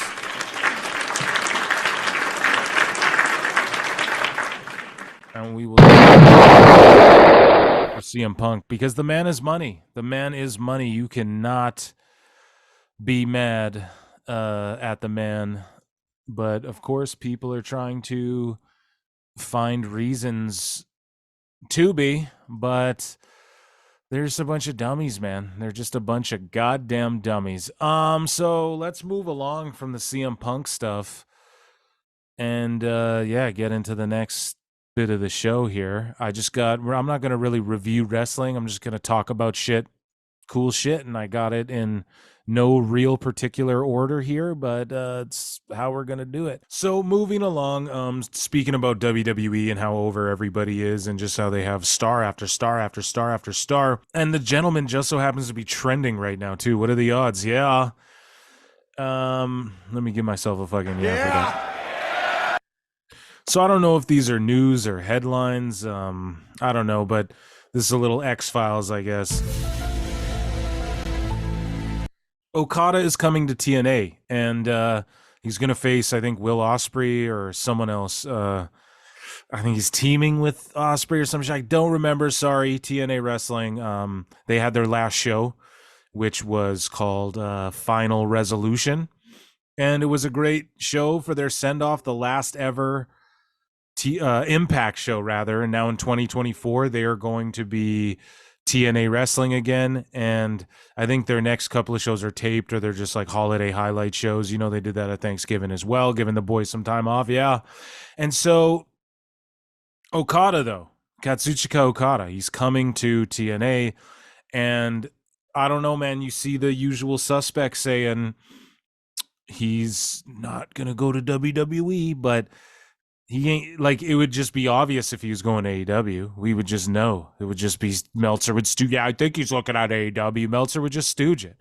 He would just fucking stooge it. So I think Okada looks at AEW. He's like, yeah, I mean, they threw me in some 4-ways and some tag matches, but what am I going to do there?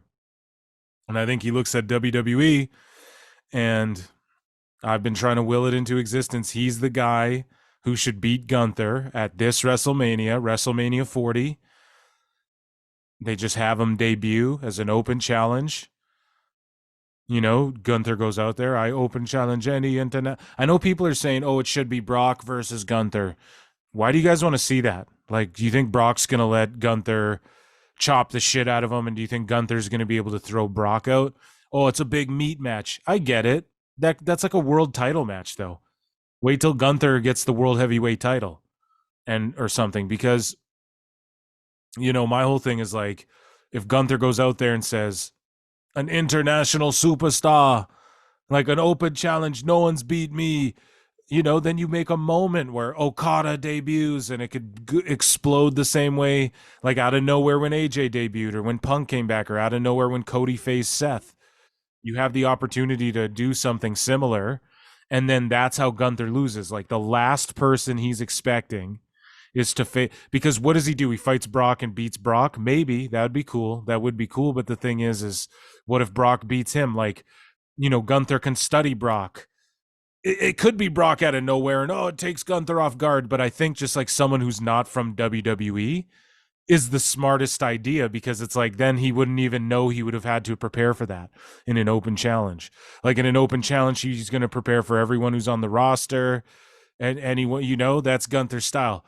As far as like really catching him off guard, if it was Okada, and then we get Gunther Okada, and AEW marks can't tell me, like, if they try to go, oh, I'm not marking for Gunther Okada, then fuck you, you know. But anyways, you know, TNA used Okada as Kato, and they've restored enough good faith in the world of professional wrestling that he's going to go back there and not be Kato. He's going to be Okada and be in some big matches. So shout out TNA, man. They're doing things right. But I just wrote some notes. They save face. Good for them. Good for him. They have good money to throw around. And if he's serious about coming to America, Impact might sign him.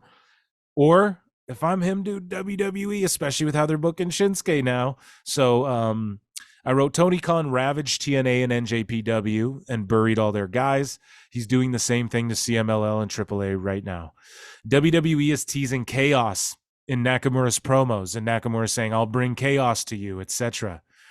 And as I mentioned a moment ago, WWE does this brilliantly, where they tease things for uber marks and promos and graphics, etc., but they cater to the larger audience.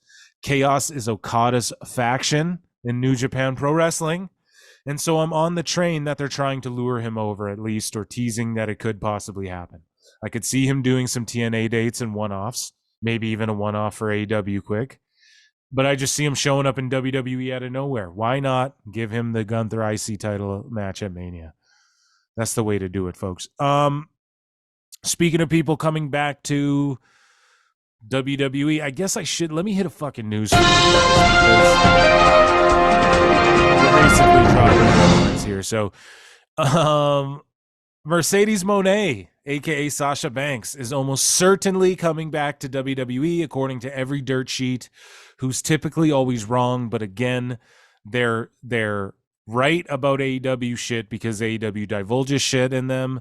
Sean Ross Sapp and Fightful usually get told the opposite of what's going on.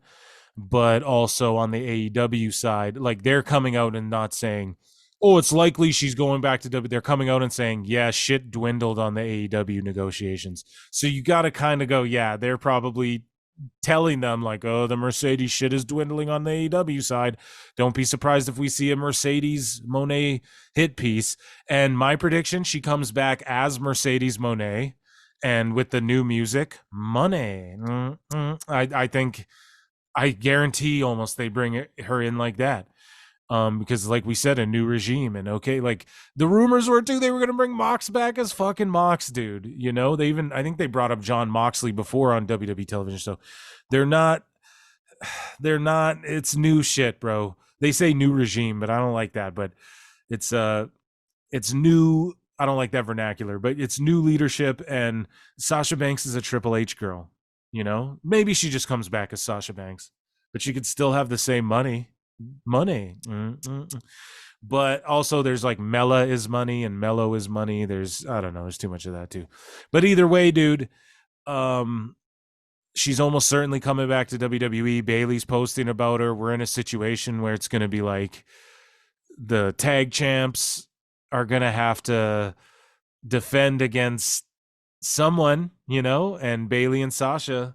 Now, I thought we were going to have like 4 horsewomen versus Kabuki Warriors, but then Charlotte Flair, which we'll transition to after this, she injured herself, but we'll talk about that in a bit. But good for her. I just wrote, Bailey keeps posting stuff about it. I could see her and Bailey getting the tag straps off Damage Control. I could see them letting her use her new music and name and everything.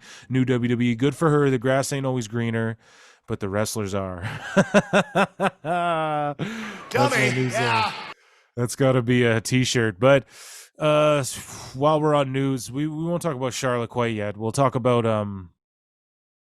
Liv Morgan was arrested for driving with weed in Florida. And that's super dumb. And yeah, it sucks for her. People are talking about, oh, she looks gorgeous in the picture. To me, she looks stressed out, like she's like, fuck, this is going to be everywhere. But also, don't sweat it, girl. It just highlights once again, like, okay, now, here's the thing. In Canada, you can't be driving with weed in your car. It's legal, but you can't drive with weed in your car. So people, like, it's the same way you can't drive with open beer bottles in your car. So if you buy weed from the dispensary, and it's in your car, it better be fucking sealed, right? And if they smell weed in the car, they're going to search and shit, right? Because they treat it like a DUI. Now, that's fair. I think that's a good trade. Okay, we have to have it legal. Now, there are studies that show people are one of two things. They're either way more alert when they're stoned and driving, or they're way shittier when they're stoned and driving. There's also studies to suggest that since Colorado or Denver or whatever legalized, Colorado, pardon me, the state legalized marijuana, that in some of these cities, like the DUI rates have gone up, but also they're looking to give DUIs for the marijuana now. Like that's part of the give and take of it, right?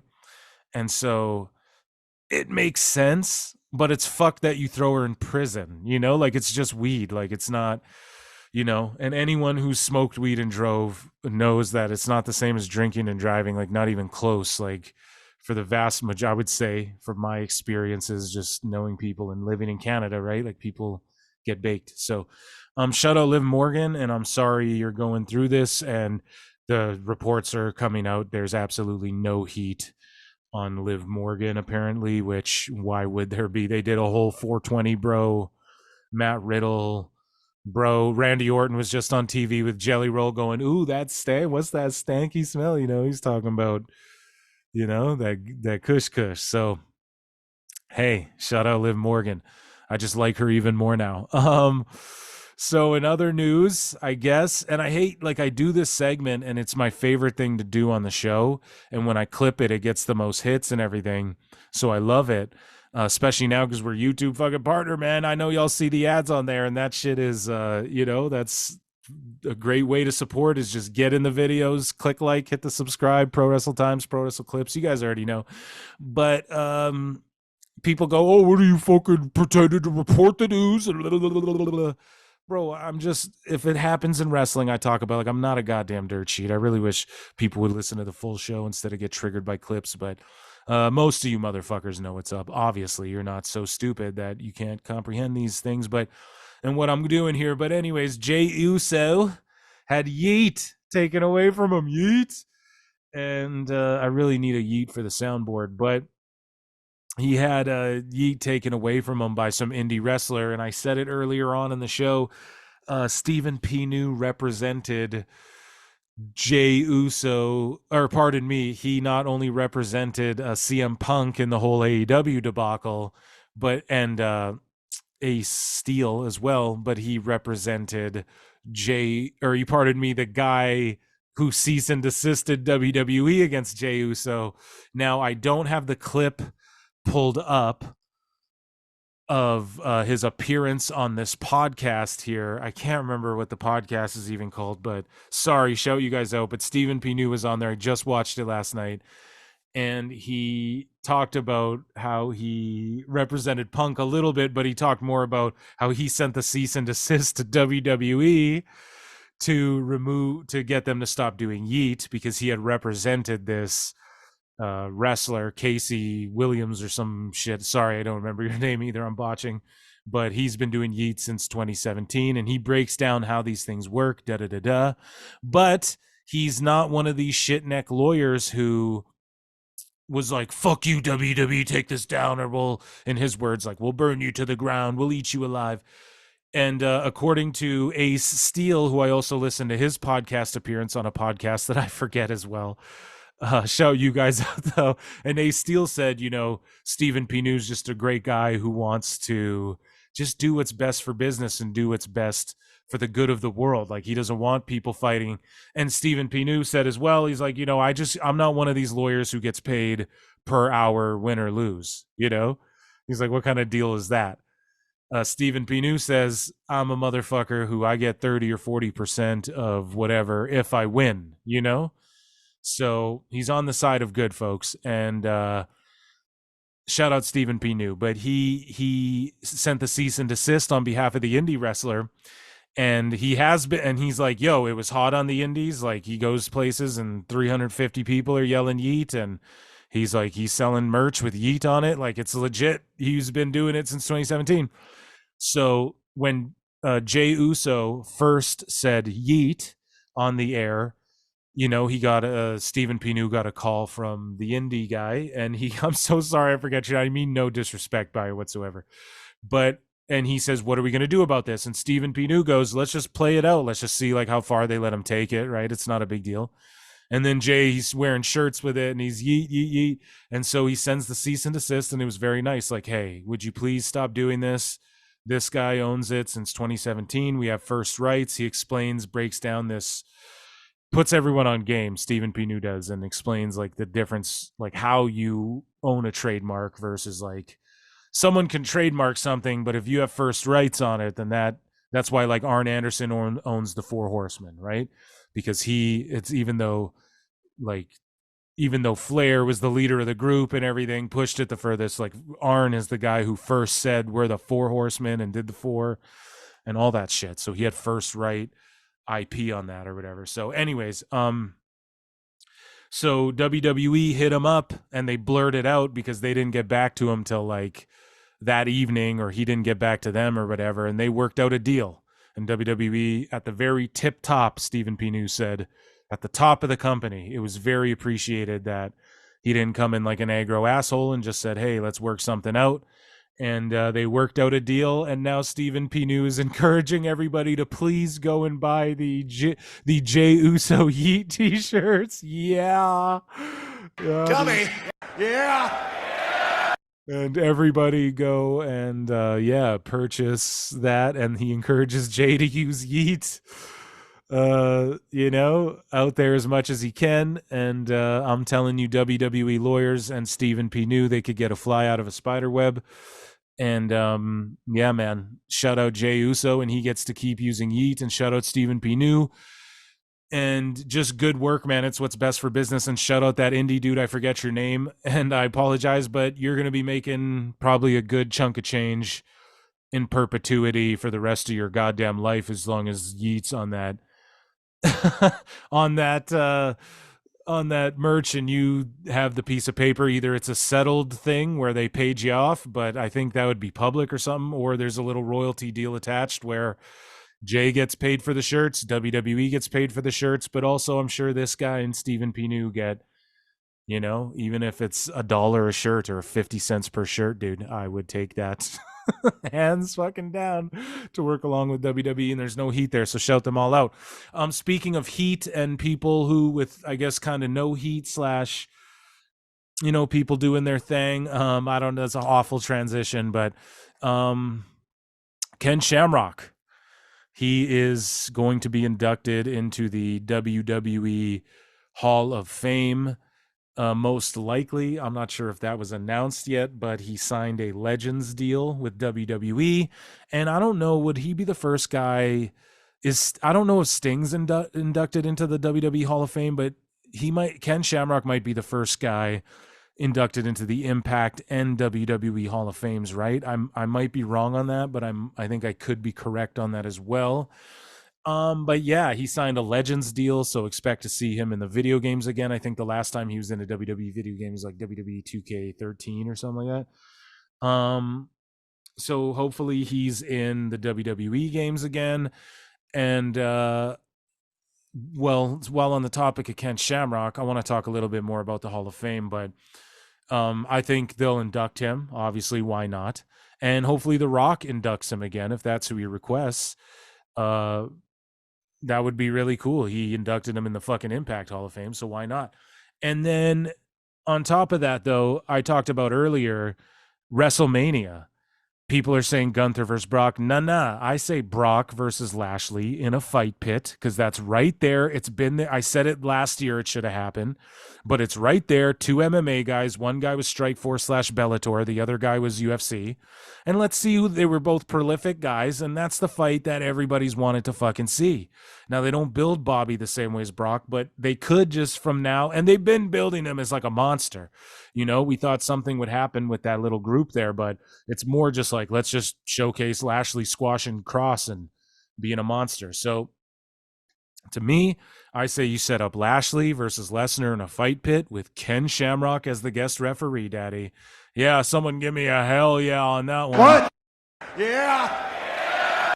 That match would go hard as fuck in a fight pit, WrestleMania night 1 or 2. That's huge business, dude. And you barely got to build it up. Like, they just got to talk shit leading into it. A big fight. Lashley could be like, I want a big fight. Like, I'm a big bad dude and I want a big fight for WrestleMania. Brock's music hits. Bow, wow. That's all it's got to be. And then Ken Shamrock, or even Lashley could interrupt Shamrock in a thing. Like, however you do it, just Shamrock, guest ref, in a fight pit. He comes from the Lion's Pit, right? That's the Lion's Den. That's his shit. He fought Owen Hart in the fight pit, the Lion's Pit match back in the day. I used to have that shit on VHS. He fought him in the dungeon. What a better guy to come out and, you know, fucking Ken Shamrock as a guest ref for Brock. And he's a legend of Bellator, UFC, everything as well, dude. So there's nothing better. That's the money match right there. Fucking Gunther could fight anyone. Have him fight Okada if they sign him, you know? Have Okada go open challenge at WrestleMania, international superstar. He's standing out there. Fucking Okada's music hits. You know, the money drops, the coin drops, ding, and then it just whatever music they have for him. And he comes out, fucking beats up a Gunther, you know? Or you have Nakamura, like Okada joins Nakamura or something with all this cash. I don't know. But Shamrock, Brock Lesnar, Bobby Lashley fight pit. Book it. Dummies, yeah. So in other news, I touched on it a little bit before. Charlotte Flair's out for 9 months, you guys. She tore her MCL, ACL, and meniscus and PCL. Like, she tore all 3 or 4 fucking ligaments in her leg. And apparently she like strained her neck as well on that fall. So there's no heat or anything. Two of the best in the world going at it. Shit's going to happen.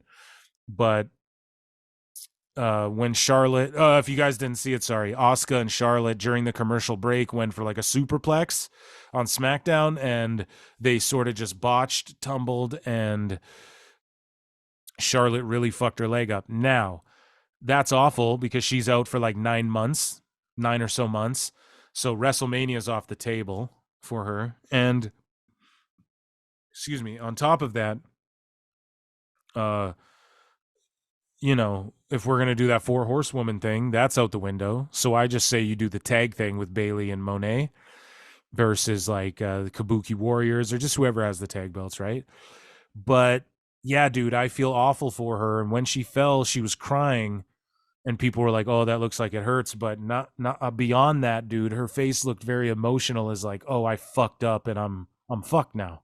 You know, like there goes Mania, there goes this angle we're cooking, there goes everything. Now, at least, you know, a Flair and a fucking Rhodes got to win at War Games on the same night. But god damn it, man. Just I feel so bad for her. And she just came back too. And so it's just awful. And speaking of injuries, Wes Lee is out for a long time as well. He's out for at least 12 months. He hurt his back. He came out on NXT after he earned the title shot at the North American title at Deadline. Wes Lee came out on like a fucking crutch, and he's like, I'm out. He was like very emotional too, like distraught, and people thought it was a work, but he's like, yeah, like I hurt my back, like I'm done, I'm toast. And so he is going to, as someone, you know, who's had I believe people say chiropractors are bullshit. I call bullshit on that because just my own personal, I'm not going to get into it all, but yeah, man, I hope he's okay. A lot of time people are like, why is he on a crutch? Because your lower back, that affects your hips.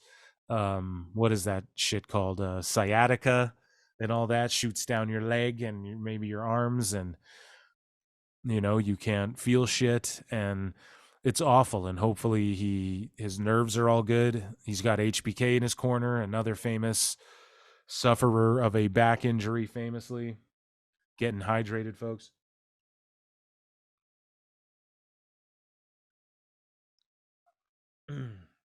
Sorry for the dead air. Got to get your water in. So yeah, shout out Wes Lee, man. He might be gone for a long time, and it's awful. Back injuries are hard to bounce back from, but he was serious. Everyone thought it was a work, but no. Turns out it was a shoot, and then we got to replace him. Dragon Lee faced Dominic Mysterio at Deadline for the NXT North American Championship. And what happened was Dominic Mysterio dropped the goddamn belt. Now, Dominic Mysterio's wrestling CM Punk at the New York MSG house show. And that's a huge man what a great first match for Punk to come back in, get a win. And they're doing it on a house show. Like, they're just milking his motherfucking TV match, dude.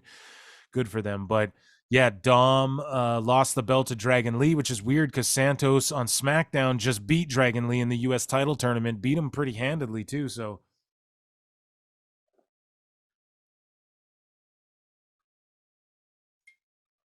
pardon me, getting hydrated. I don't know where they're going with all this, but maybe Dom and Santos kind of team up eventually too. Who knows?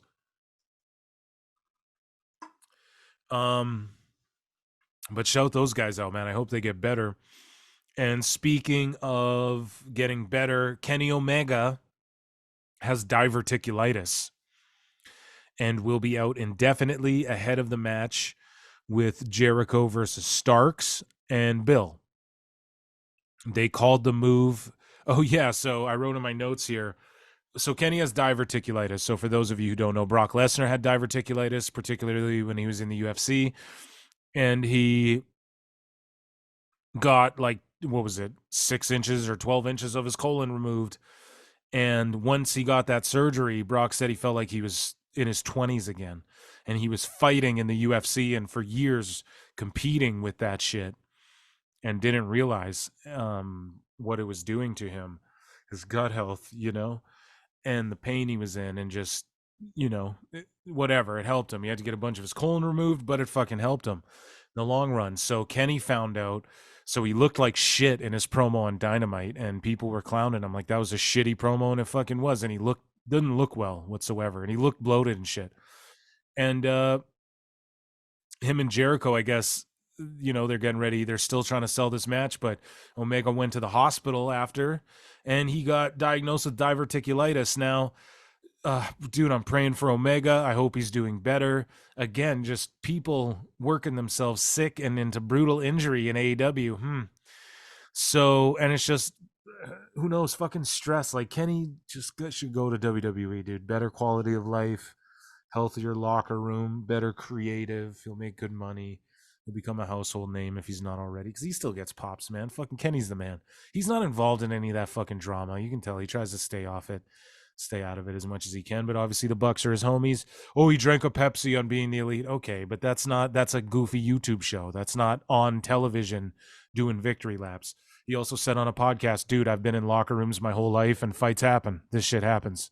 So, and everybody said apparently Kenny was cool after the brawl. He was the one trying to be like, everything's cool, and like talk to Punk, and Punk was like, I don't have a problem with Kenny, but you other motherfuckers. But anyways, Kenny's got diverticulitis. He'll be out indefinitely, and he won't be doing that match. Jericho will probably call up Big Show who's he going to call up next for his partner? No, I'm not even, I was going to make a bad joke, but I was going to say Benoit, but whatever. That's bad taste. Anyways, so people are getting mad at Kenny though. The E-drones, they're going like, oh, he called that move in the video game. He's very hands on the video game with the video game. Yeah, that's true, but it is true, and it is a pot shot at Brock, but I don't think you can be that offended at it. F5, like, could they get sued for using that terminology? I feel like they could, but F5 is the name of Brock's move. In the AEW game, they have a move called diverticulitis, 1, 2, and 3. And people are like, oh, the sweet irony. And it is sweet irony because Kenny Omega worked on that game. And also the origin of that is in PWG. Kevin Steen used the F5, and Excalibur coined it. Deep sea diverticulitis was what he called it. And so people are just pointing that out to Kenny, but it's like, it's not a time to shit on this guy. This is where there's toxic people in every fandom community. I'm big in the MMA world. It's very toxic as well. So it's not exclusive to AEW, but it is more prevalent on that side. And at least some of the WWE guys, when you go, yo, that's a dumb point, they'll concede it and go, yeah, I'm giving it back to them. And it's like, yeah, but do unto others, just be better, just be better. But yeah, don't shit on Kenny. That's stupid. Like, and it's the name of a move. Like, I don't think Brock takes offense to it. I don't think and people are like, Brock could die. He didn't almost die. He didn't almost fucking die. You know what I mean? Yes. Could you die from Yes, dude, you could die from fucking a cold. You can die from gout, or whatever, you get to get that shit taken care of though. So luckily they caught it in Kenny, and shout out Kenny. He's probably gonna have some colon removed or something, but he'll come back better, stronger. If I'm Kenny, man, just come to WWE. Just do the smart thing, dude, for real. And I'm gonna get hate in the call. Dude, shut the fuck up. Kenny is tailor-made for WWE, especially with his body at this point. It's getting broken down. He's getting beat up too much, guys. If you love Kenny, let him do what's best. Let him come to WWE, work that paced style. Oh, Christian and Edge put on a banger. It was a banger of a match. The WWE chains were removed.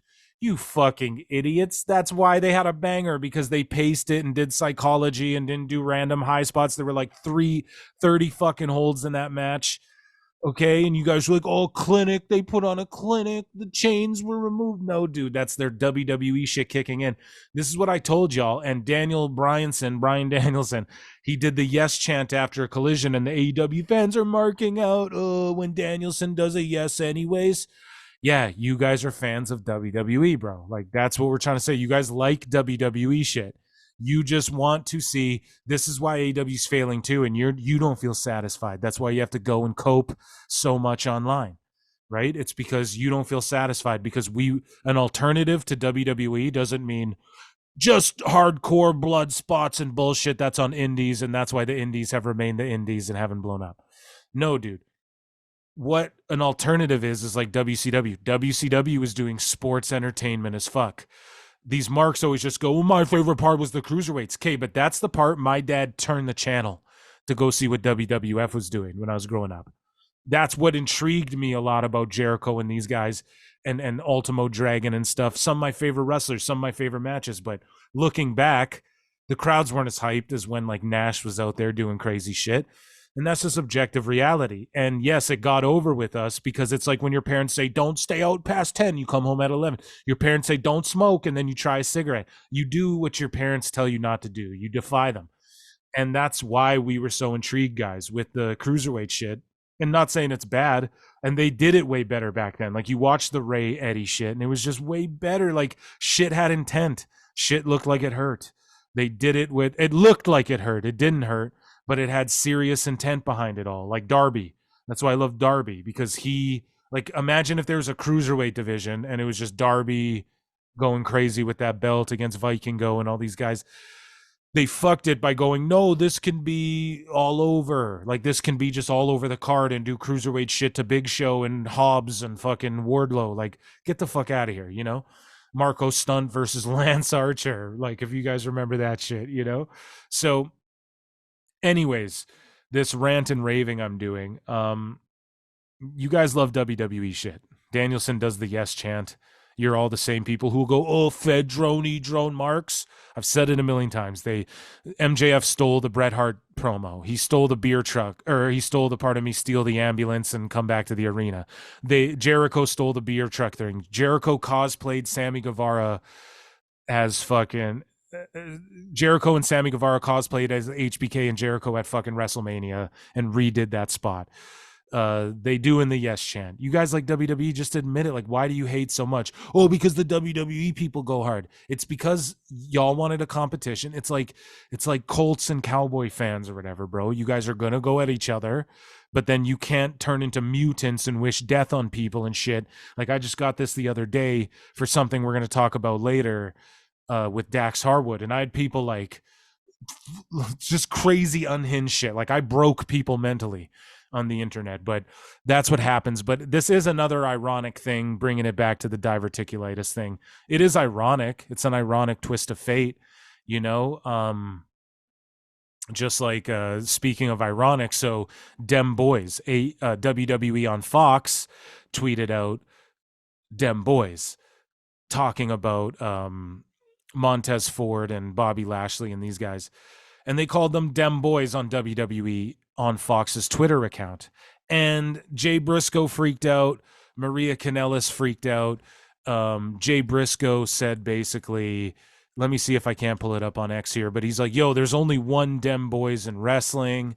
And I can't believe you did this. And, you know, And, you know, WWE, like everyone was freaking out on WWE on Fox. And I'm sitting there going, WWE on Fox, at WWE on Fox tweeted out Dem Boys #SmackDown, and it was Lashley and Ford and the Street Profits, right? So then Mark Briscoe quote tweets it and goes, for real, this shit is hilarious. At Triple H, whoever runs this Twitter should probably be fired for lack of knowledge, or they need the taste slapped out of their mouth for lack of reverence.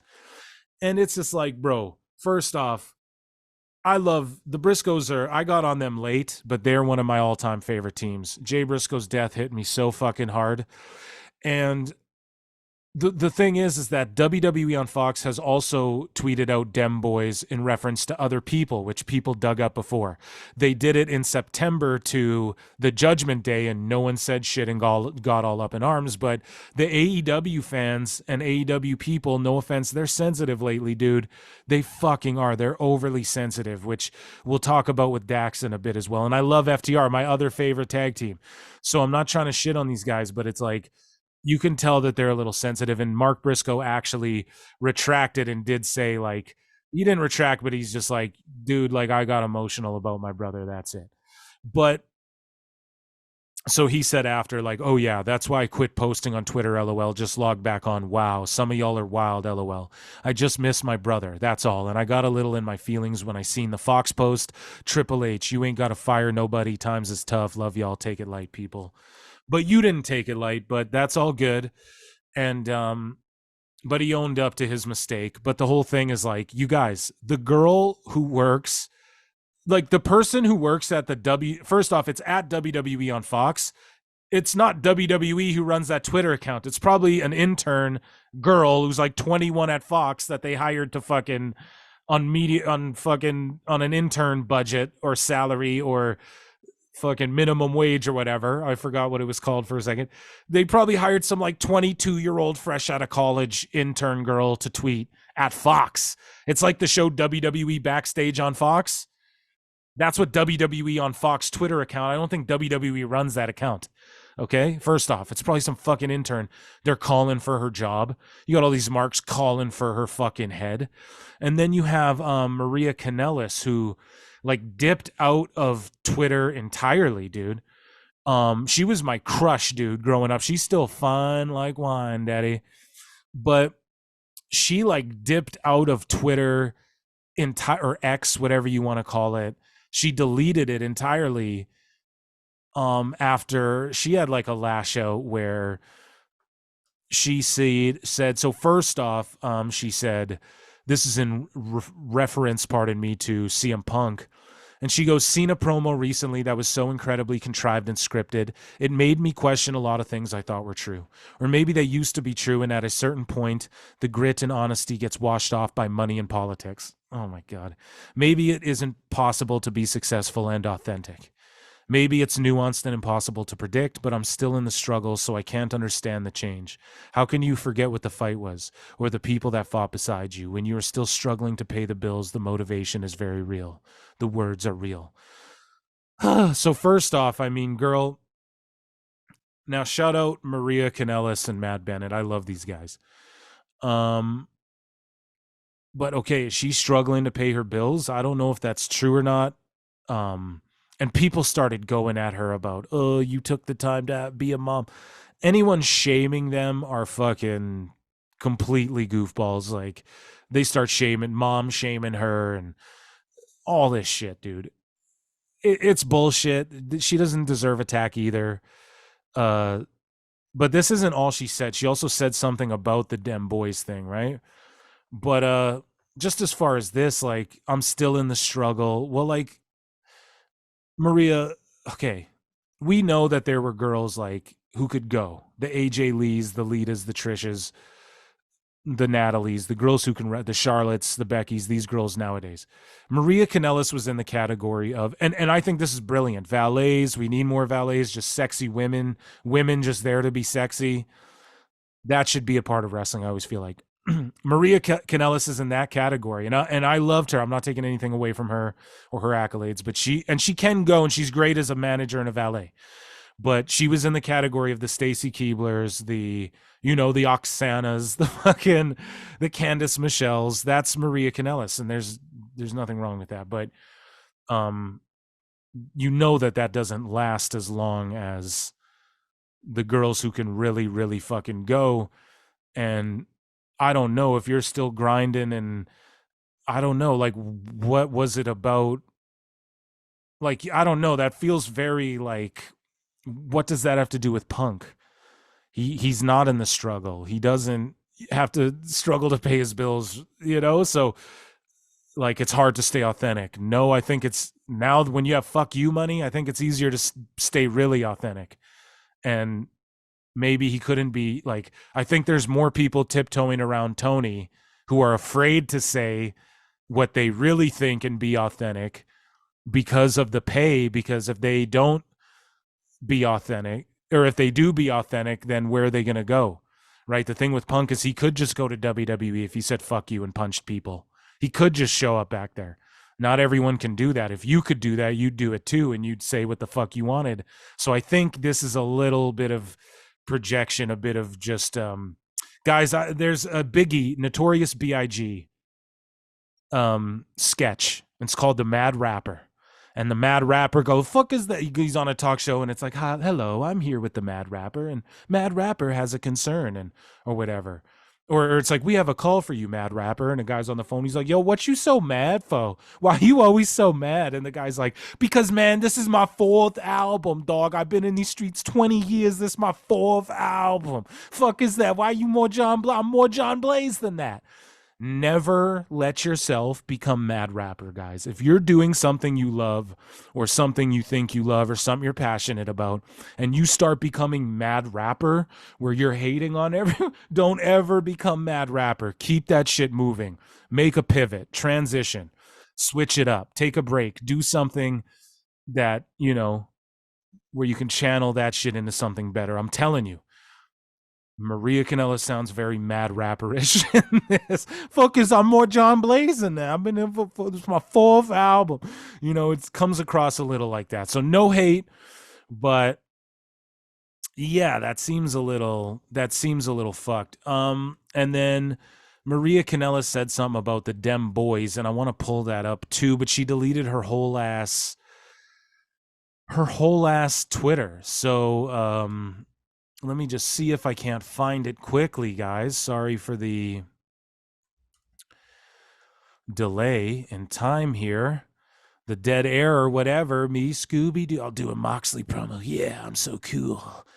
I'm just a cool dude. I can't find it, but basically she's like, there's only one boy, Dem Boys, and they should be ashamed. And it's just like, dude, it's some fucking girl who works at WWE on Fox. Like, it's not someone in they're not doing it to take a shot.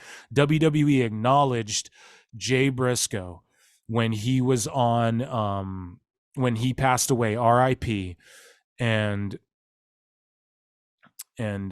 yeah, it's they acknowledged him by his real name even and said the wrestling world lost someone important. So they would never just take a shot at something like that. It's just, and Dem Boys, people pointed out, like, it's an old saying. First off, the Cowboys call themselves that, and not only that, you have the, you know, the Boys in the Hood song and Wiz Khalifa, we them boys. That's where I first heard it more popularized. Because like the song Boys in the Hood, Dem Boys, I don't think it was super popular. Maybe I'm wrong about that, but I don't recall that. Like, I'm very familiar with Boys in the Hood. I'm not familiar with the song Dem Boys until people brought it up, and I was like, oh yeah. But the song We Dem Boys, that was actually on the WWE 2K15 soundtrack as well. So I don't know, man. It just seems like people came out of pocket taking that personally and offensively, and AEW kind of responded by at ROH Final Battle. They did a Jay Briscoe memorial match, which we're going to talk about in a bit. I'm reading here too that JR once accidentally recently said that there's nothing like WWE instead of AEW. And I wonder, I don't know. I've been saying he's probably out of here for a while. But yeah, dude, just that was a bad look. And apparently transitioning off that, you know, AEW morale is allegedly at an all-time low. And Danielson is handing out fines for online behavior, and he's leaning into it. So people start memeing Danielson, and he's responsible for handing out fines. And there's people who've been deleting fucking tweets if you see it. But I like that people, well, Danielson's leaning into it, and he's like, everyone, if you don't watch AEW Collision tonight, I'm going to fine each and every one of you. So it's super funny, man. And I love Danielson, you know, that's why he's so beloved. And that's why they put him in this position, because he's so beloved. But having an active talent fining other active talent is fucked up. And I like that Saraya and Santana both on X were like, fuck you. You know, Saraya's like, ain't nobody telling me what to do on my fucking social media, first and foremost. And Santana was like, yeah, fine. Like, fucking let's see it, you know, let's see a fine. And so good for them. And even though that might be shoot, work, shoot, whatever, I don't know, man. It's just a bad look. And you see people just tweeting out the nice things about AEW, and then you see people with any sort of criticism deleting their shit. AR Fox liked a tweet. And why wouldn't he? He got set up in this angle where they made him a vicious, bloodthirsty heel. And then all of a sudden he gets jumped in as a good guy literally a week or two later. And then now he's just off TV. Like, what the fuck, man? So he's obviously like, what the fuck is this? You know, they sold me a bill of goods. And he liked some tweet by Julian Weeks or something, talking shit, not talking shit, but just saying what he's saying about AEW. And then Julian was respectfully asked by AR Fox, I'm assuming, to delete the tweet, showing that he liked it. And Julian did delete it, and he tweeted out, he's like, respectfully, I was asked, and I have no problem doing that. But so like, there's people trying to avoid fines and shit. Like, that's ugly, dude. That's fucking ugly. And the morale's at an all-time low. And it doesn't help when also the video game. So we talked about the diverticulitis earlier, but the video game is in a slump too, and they're offering this fucking buy the Elite Edition AEW Fight Forever. I'm gonna type it in. I'll just hit AEW Fight Forever, and they're like, buy the Elite version now and get fucking like Toni Storm, but she's not even like timeless Toni Storm. And the Beat the Elite, like no one cares about the Elite. You just shoehorned yourselves into these games. Like no one cares about fighting Nick Jackson as a final boss. And the Fight Forever Bring the Boom edition gets Matt Hardy the pre-order bonus, and then they're charging like $90 for it. And it's like all the people who bought the game at the beginning are like, fuck you. Like, fuck you in this shit buggy game. So it costs $89. Here's some of the tweets. So at JAngels1986, absolutely disgusting. They're still trying to squeeze every penny out of hardcore fans, yet not trying to make the actual product better. Money all to recoup some of the $10 million they spent because they know it's a dud. This guy at No DQ Creation something. This is a slap in the face to everyone who bought the Elite Edition, myself included. Exactly. It's a slap in the face. You spent your money. Now you got to pay extra after you actually supported the game from the start. A second season pass that costs more money? You mean your fucking season pass just isn't for the game? Like, 2K is no better with having people pay to get the updated version of Bad Bunny without Chembea after already. No, shut the fuck up, dude. No, that's not the same thing. You shilled out the 120, you get everything for the game, and then as a last minute, they add Bad Bunny. And you can just buy Bad Bunny for like $2. This is like charging $90 for some shit people already paid for like $80 or $90 when it came out. And then you're going to doubly charge it with all the DLC, and the people who paid the same amount or more and actually supported the game don't get it, all this shit. They have to shill more. It's not the same thing. AEW Fight Forever perfectly illustrates what's wrong with the gaming industry today. Companies sell you a half-ass game full price, want you to pay more for the rest of it. So it's $40 more, and you get updated cover art, Matt Hardy as a character who should have already been in the game, and the stuff that's already out. That's why that's what is commonly known as a ripoff. Yeah, how long until weirdos start telling us that 6 individual units sold is a good thing? No thanks. This guy, ha ha ha ha ha, more like bring the boom and sweep it in the trash. If they think people will buy it, it's delusion. The biggest issue is they sold the Elite Edition as the definitive version, which was supposed to include everything for $80. Now you want people who purchased the Elite Edition to pay $25 for Season 2.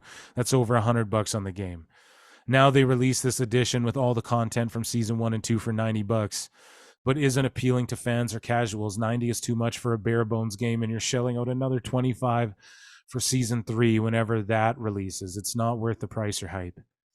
Bring a friend edition, 2 for 1. I don't get it. Who is this supposed to be for? They haven't built enough of the casuals, and the fans already have the game who are going to buy it. So who's this supposed to be for? Especially considering even with this stuff, it lacks content. Way too expensive for the little additional DLC. Yeah, that is awesome. The AEW stream chart, Fight Forever. There's 19 people playing on average, between 9 and 19. This is actually from the stream charts, an ongoing analysis of Steam's concurrent players. So on Steam, they have 19 people playing. Their all-time peak was 1,000. And it's just in the red. They're completely down everywhere. And yeah, man, I feel so bad for the game, but they fucked up and they're like, we're going to make sequels. And then they add Toni Storm. It's not even timeless Toni Storm. They add the Acclaimed. Why isn't the Acclaimed already in the game? So it's bullshit, and this just adds on to the bad morale. And it's because of stooges like Meltzer. And let's talk about him for a minute.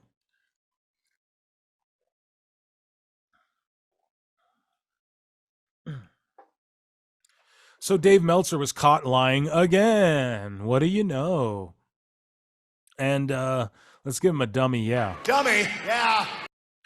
So Meltzer came out and said that WWE had only sold 8K tickets for their Australia elimination show in Perth, which all the NPCs regurgitated and parroted. Meltzer then, which, like, you got to know it's bullshit. It's a 60,000 person building. When did they go to Australia? What kind of stupid shit is this? Also, they're with Endeavor. Endeavor does, pardon me, huge business in Australia and New Zealand. Anyways, Meltzer then retracted a day later and said that they sold 45K plus tickets. Oh, what do you know? Fucking dummy. Dummy, yeah. Emotional damage. Little emotional damage for all the marks. And yeah, they sold 45K plus. He lied and said he read the wrong spreadsheet. But well, which one? Were you reading the AEW one, fool? But that's not what happened. What happened was the man read this post. There was these posts being made by this fake dirt sheet Twitter account. And he fucking regurgitated it. And I know that's what happened because this fake fucking dirt sheet put that out there. Oh, Meltzer, I'm reading the wrong spreadsheet. Where the fuck does WWE sell 8K anywhere? They usually beat, like, shut up, you know? You regurgitated bullshit. And so 45K they're above that. They're probably going to hit 50. That's like WrestleMania numbers, dude, for Elimination Chamber. So anyways, though, he didn't do his diligence or his fucking job. As per usual, spreading lies. Embellishing the truth is also lying, folks, just so you know. Dave backtracked that bullshit, and he also backtracked that bullshit article that I brought up earlier, that bullshit study saying AEW fans are richer and smarter than WWE fans on average, which these accounts literally say. They will literally go in there and go, oh, well, this study, I read it. No, it says, like, we're more intelligent. Like, this is what they're doing, bro. They'll say and do anything, man. They're human sludge. And so it was some goofballs this study was basically Fox bad because Trump, and that's it. Brain dead zombies. So what they're trying to, it wasn't for all of WWE. They're trying to say people who watch Fox Network are less intelligent than people who watch TNT and TBS and shit and have less money. That's bullshit. And they're only saying that because, yeah, fucking, we know why they're saying that. Republican news, and I'm not saying Fox is cool. I'm not down with any of this politics shit. You guys know that. I'm just saying, like, that's bullshit. You know, that's all you're trying to do. And so it's just brain dead zombie shit. And then Dave then says, though, so he walks that back and says, well, AEW needs to market more towards higher earning homes. So which is it, bro? Are these rich, smart people watching AEW and going to AEW shows, or are they so rich and smart that they go, I'm going to save my money and I'm not stupid enough to actually pay a ticket to go watch this fucking bullshit? Which is it? You know what I mean? So that's my take on that. And Dave just fucking lying, stooging, bumbling over his words, and just being an overall fucking idiot as usual. And I hate to go so hard on the guy, but it's just the followers, bro, the people who, there's comments in his shit going like, man, someone needs to post to WWE the cage match ratings and go look at, like, read these and look at what people are giving it. Like, no one cares about Meltzer and cage matches, shitty fucking stars, you guys. No one gives a fuck about those. You have to understand. Nobody that WWE cares about gives a fuck about those. The people that AEW caters to gives a fuck about those. And that's the problem, because I used to read them too, guys. I still look up Meltzer stars and laugh at them, but they're not important. And once you can admit that and accept the truth, you realize what really works and what doesn't. And people go, oh, you want a WWE alternative when you give an alternative.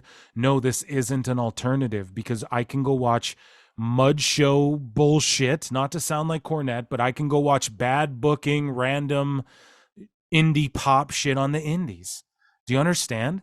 Like this, they're doing the things when Vince controlled. So Peter Rosenberg said on, he tweeted out like, yo, or he made an Instagram post saying, yo, it's funny how the AEW fans were mad that Vince was hands-on with everything. right? And the fans were mad. Oh, Vince is hands-on with everything. And he was too involved in the creative. So the same criticism applies to AEW, bro. Tony is Jacksonville Jaguars, right? Which he got roasted for the Jacksonville Jaguars. Tony is in the football club, which he gets roasted for the football club. And he's fucking getting roasted for AEW, and he's hands-on with all this shit. How can he be hands-on and creative with all this? And Vince McMahon, it's bad when he does it, but with Tony, it's good. No, it's not fucking good, and I don't care what anybody says. And he's bad at the fucking creative part of it, and he needs somebody else, and we're going to dive into this in a bit. He needs somebody else to take over and do the things that he's bad at, and he should just be booking his rounds in ROH till he gets the rounds in, right? But the thing is like, Peter Rosenberg says, yo, Vince was all hands-on with AEW, with WWE, pardon me, and everyone said it was shitty and the product was suffering, but now that's what Tony Khan's doing and the product's suffering, and they're trying to go, no, it's great. And it's like, exactly, you guys, this is the point we're trying to make. Yes, we want an alternative, but we want to fucking, like, you were sold a bill of goods. It's not sports-based. It's none of those fucking things, dude. It's none of those fucking things whatsoever. WWE is sports-based wrestling. Big fight feel, big matches. The pay-per-views are the big events. It's like UFC, bro. They do the press conferences and the drama and the interviews and the press scrums leading up to the fight, and then they have the weigh-in, and then they have the fight. That's what fucking WWE does, but you guys cry about it, and this is sports-based. There's nothing sports-based about AEW. I'm telling you right now, period. There's no, oh, the tournament. Okay, maybe that. I'll give you that one. The one thing they've ever done, sports-based. Oh, they keep records at the bottom, meaningless records that don't mean shit. So, yeah, Meltzer quit telling lies, and you guys quit stooging. Speaking of telling lies, stooging, and morale being low, Raw might go to WBD with Warner. And just on the comic book side of things and the movie side of things, there's a 60% chance that Warner could go bankrupt. So again, I'm coming at you guys. Now, does your boy Phil come at you with the MMA side of things because I'm an MMA mark? Yes. And do you know what else I come at you with? The movie, comic book industry, television, entertainment. I also work in the entertainment industry, folks. And they have, I'm telling you right now, because of all these flopping ass comic book, they're rebooting the DCU, right? The comic books, in the comic book world, comic books are suffering just like Hollywood. They're fucking up right now, okay? And they're not doing well. Manga's doing really well in the comic book sphere, but that's not really comic books, man. Dave Pilkey and like Captain Underpants and Dogman do really well in comic books. That's not really the comic book industry. Those are like graphic novels and shit, which is fine. It is the same, but it's not really the same. Like we're talking comic books, like panels. That shit is fucking dying, man. And same with Hollywood is dying. We see it. That's why all these companies are raising their prices, and these movies call it superhero fatigue. Nah, it's just I think it's a lack of creativity on all fronts. And yes, saturation for sure, but lack of creativity as well. But with that being said, they're just on that side of it. So not even in the wrestling bubble. Warner, like there's a 60% chance they could fucking go bankrupt. Now, I don't think that'll happen because they're making all these drastic changes. But one Bill Phil and CM Punk, all the dirt sheets were going, no, they're not signing with WBD. And then the next day, because they don't know shit about WWE, it gets flipped, and Punk kept the door and held the door open for WWE to go with Warner. Now, apparently Warner has stakes. They have shares in AEW. They own a portion of it. You don't think with them hemorrhaging money right now, they won't sell that stake and take on WWE? They'd be foolish not to. And I think that's what's going to happen. And I think Raw is going to go with Warner, and AEW might be booted off. After Fightful and Meltzer said there's no way it isn't happening. These are my notes, sorry. And once again, now they all have the scoop and the inside info. WWE also capitalized on the CW deal with NXT that AEW overlooked. And it was a $50 million deal. Tony Khan is a terrible businessman. His soccer team gets ragged on constantly. They had Trevor Lawrence get injured and limp to the back in the Jaguars game and couldn't even be carted off. Meanwhile, they got Sammy Guevara doing fucking golf cart bumps on their show at Dailies. And Tony Khan got called out by football fans for this, and also padding the attendance and tarping off the fucking buildings. And this is what we try and tell you guys, man. This isn't exclusive to WWE, man. If you tarp off and fudge your attendance in these national leagues, the NHL and shit, you risk warrant of being like, you risk warrant, I said, the risk, you warrant the risk, pardon me, of being audited and being kicked out of the league, like the Nashville Predators. They were like investigated because people thought they were padding their fucking attendance numbers, and you can get kicked out of the league, or your ownership can change and shit if you do shit like that. Okay, so Tony Khan's taking it from all fronts, and he plays the victim, which we're going to talk about in a bit. But I think Raw's going to Warner, just looking at the other side of things. And Zaslav has a relationship with fucking Punk, bro, right? One bill fill, dude. They gave AEW a bill, apparently, or we're going to. And AEW's success has always been, and Jim Cornette points this out way more in depth and way more eloquently than I can. But, he points out, like, dude, the whole business model was based on, after these 4 or 5 years, if they can get a new TV deal, and we're going to start being in the green. So it might have all just fucked up. And they talk shit, called people bald assholes. And then now we're seeing all the Jade Cargill hate. Oh, Jade, what a fumble. They don't see it in her. She's not ready. No, you idiots. They popped everyone while the iron was hot. Then she's going to go away again. Then she's going to show up and everyone's going to pop again. And she's going to look a million times better in the ring. It's not that they don't have faith. You don't have faith. Bad faith actors only hating on Jade because she went with WWE. Speaking of women frustrated in AEW/ROH, Taya Valkyrie was doing an ROH show. They just stuck her there, even though she was over and getting pops and is one of the best workers in AEW. Tony Khan is just a terrible booker, and they stuck her down there in AEW. And Tony, not only after Final Battle and the press conference, which we're going to talk about, and we're going to talk about Dax Harwood as well, Tony Khan also introduced a Ring of Honor women's television title. So I think maybe Taya might win that or something.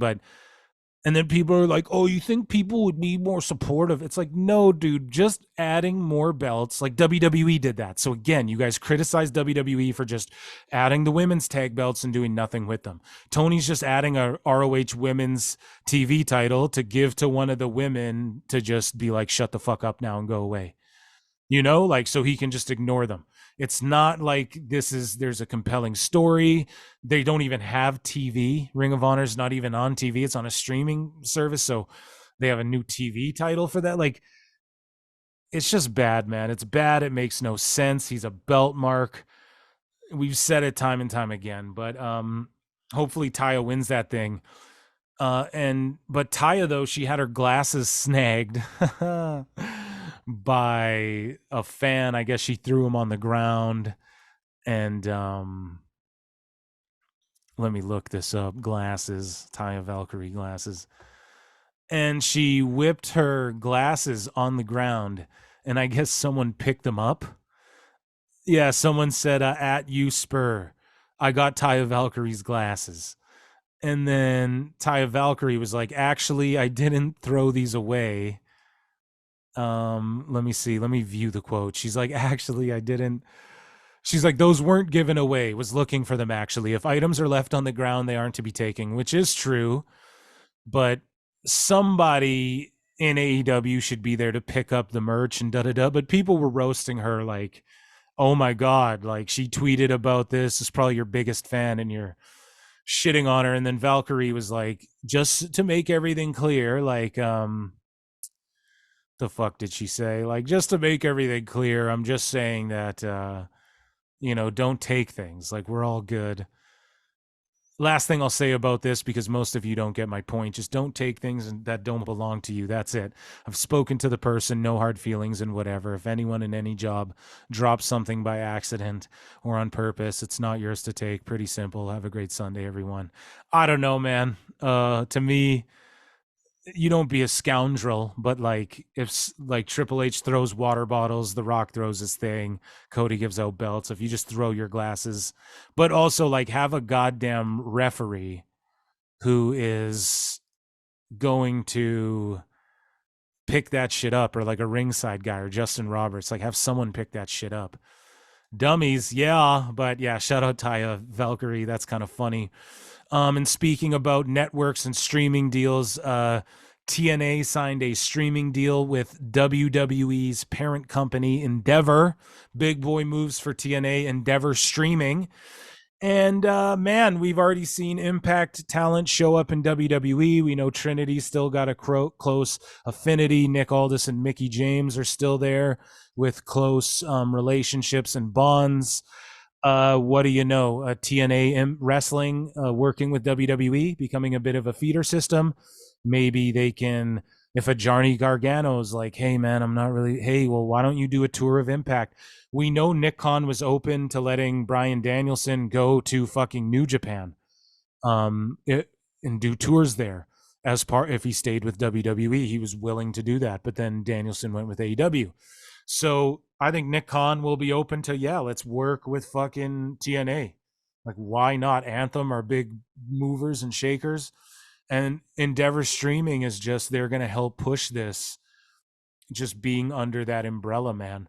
Big boy moves for TNA. Shout them out. Dixie Carter was backstage at a Raw when Bruce Pritchard was running a Raw there, when Vince and them were, Nick Khan and them were meeting with Warner.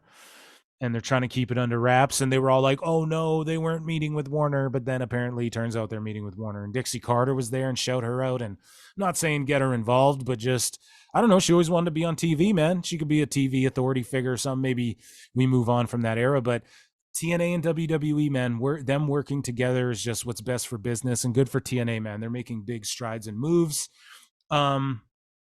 Final Resolution, as I mentioned earlier in the show, is their last ever Impact show before they officially become TNA. And they had some great little matches on it.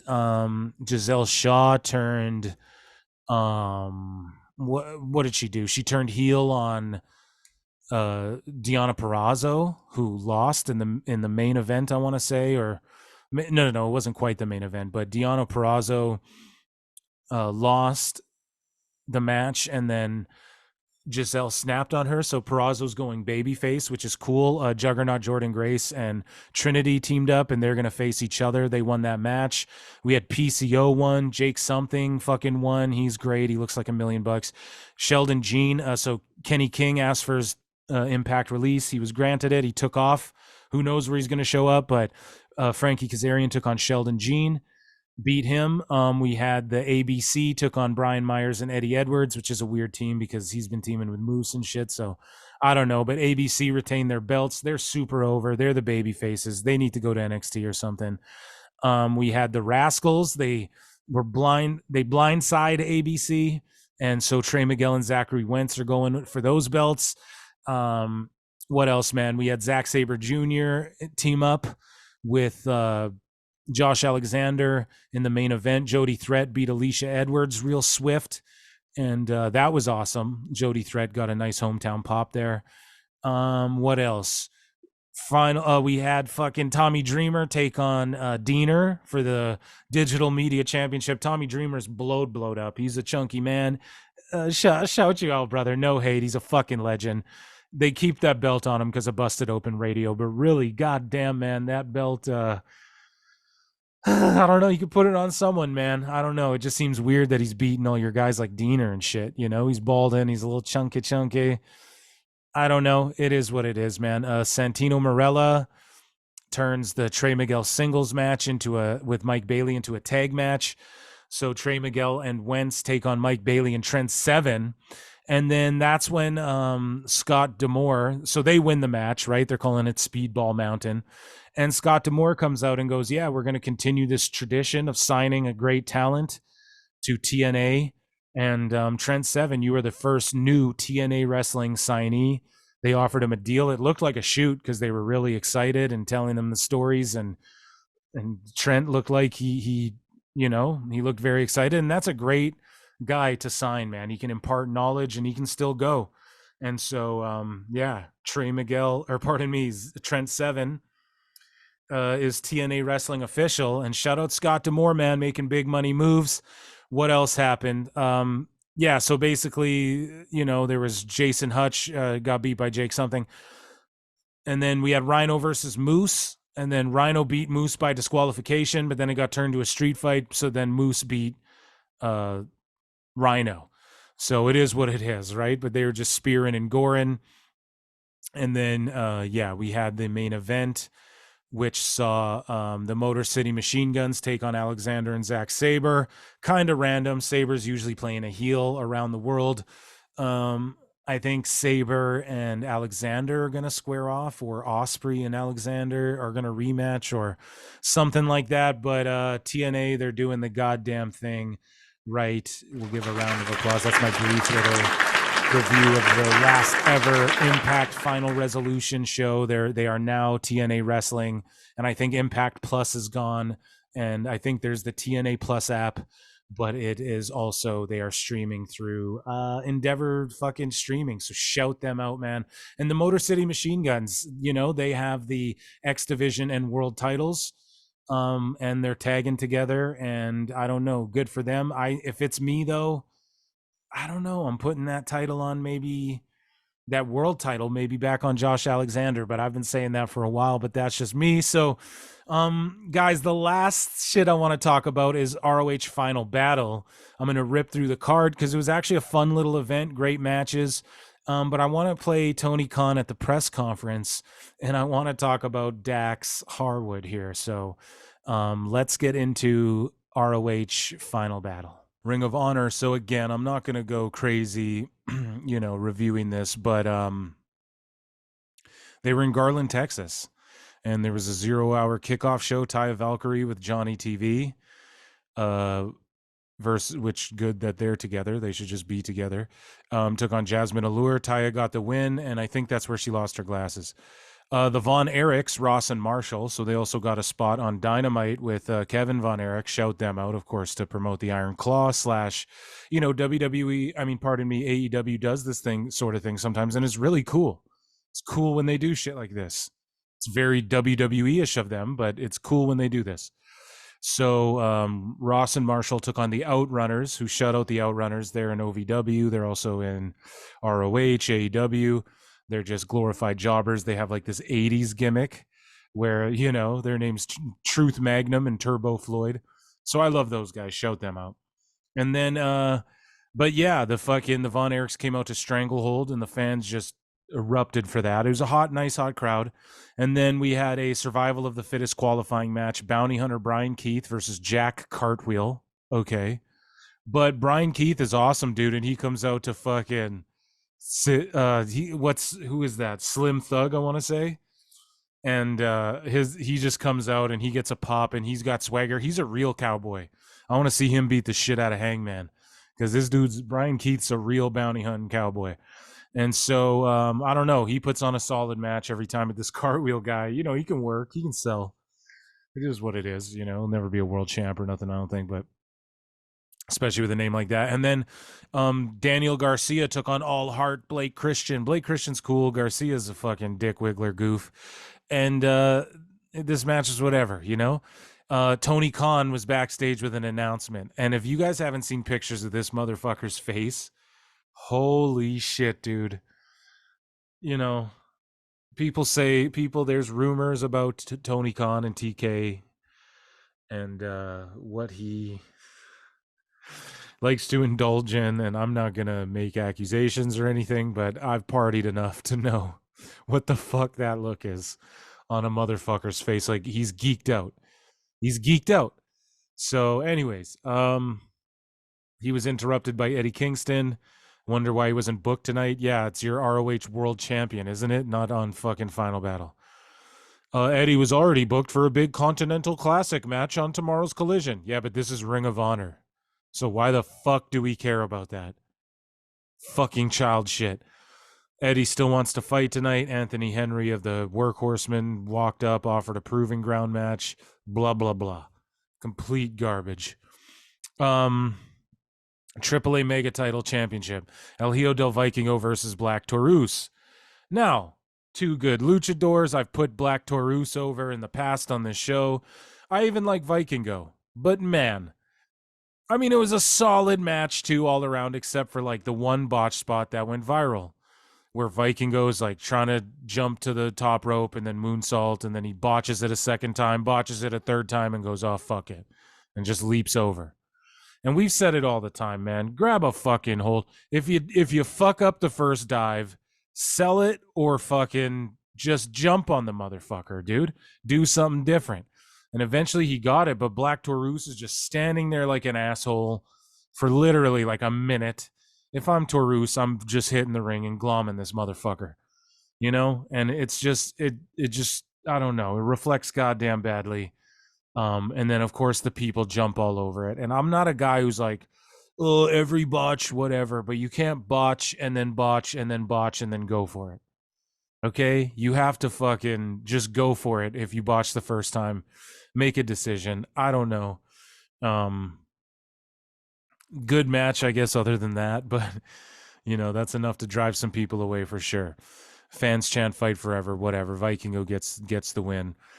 We had a world 6-man tag team title match. The Mogul Embassy took on Brian Cage and their Gates of Agony, and Brian Cage took on TMDK, Bad Dude Tito, Kosei Fujita, and Shane Haste. They're all cool guys, but this match I just started tuning out. I'm like, whatever.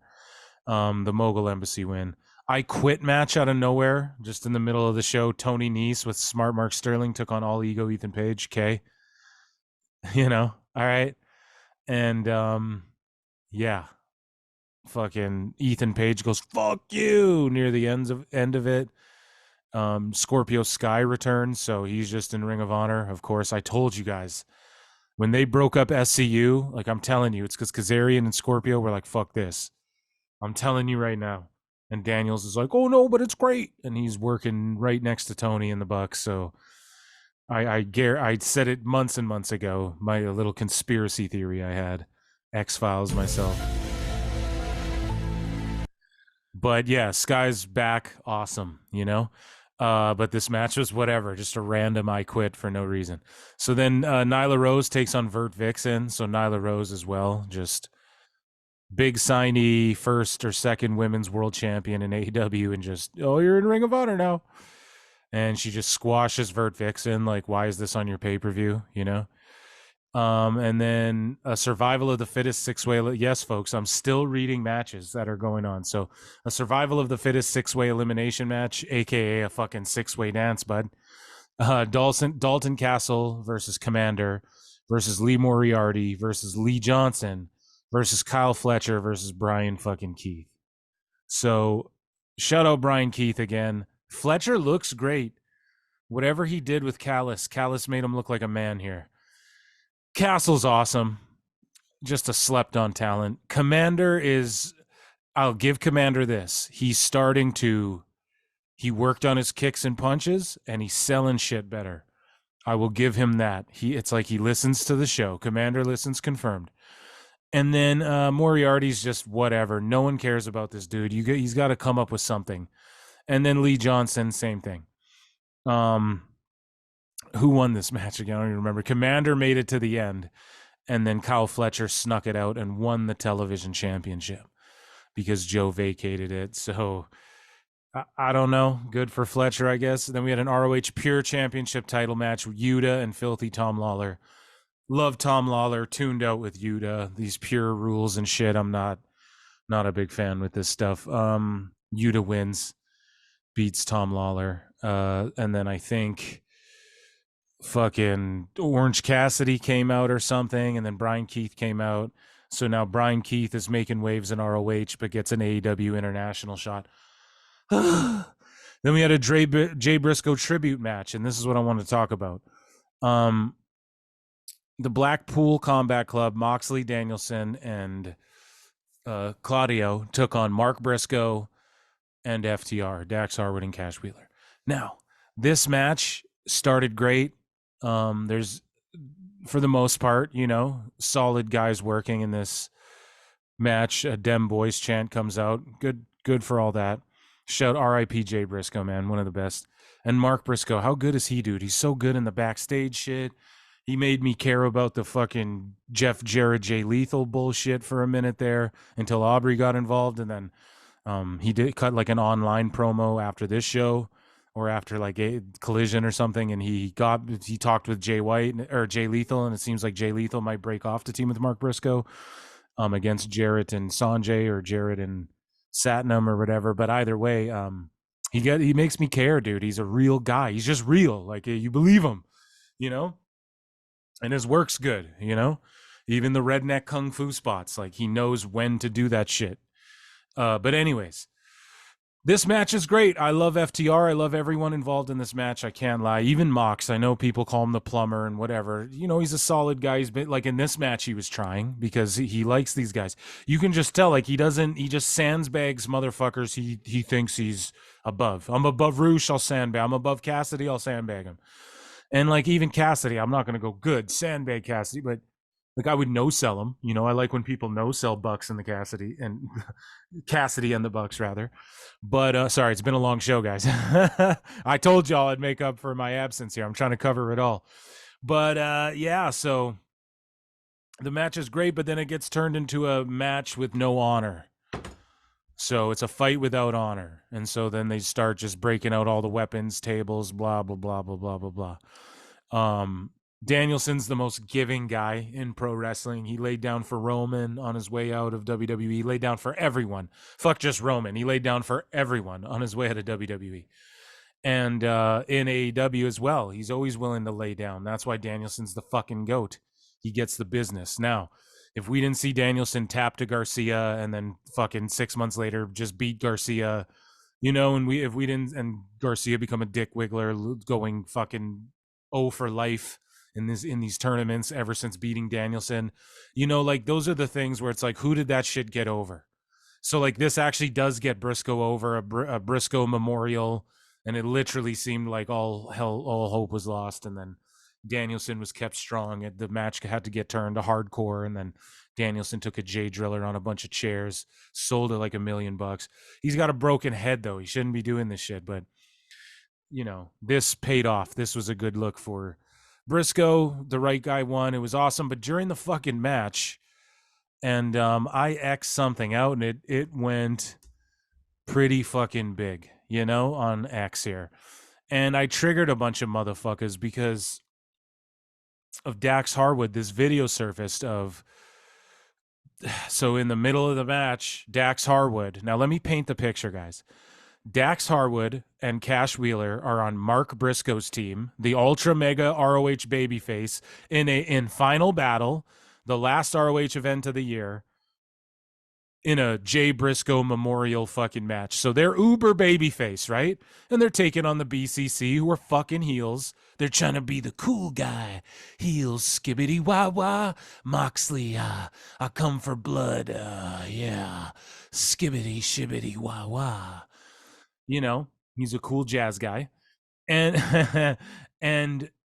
and like they're the heels who stab people with fucking screwdrivers and stuff.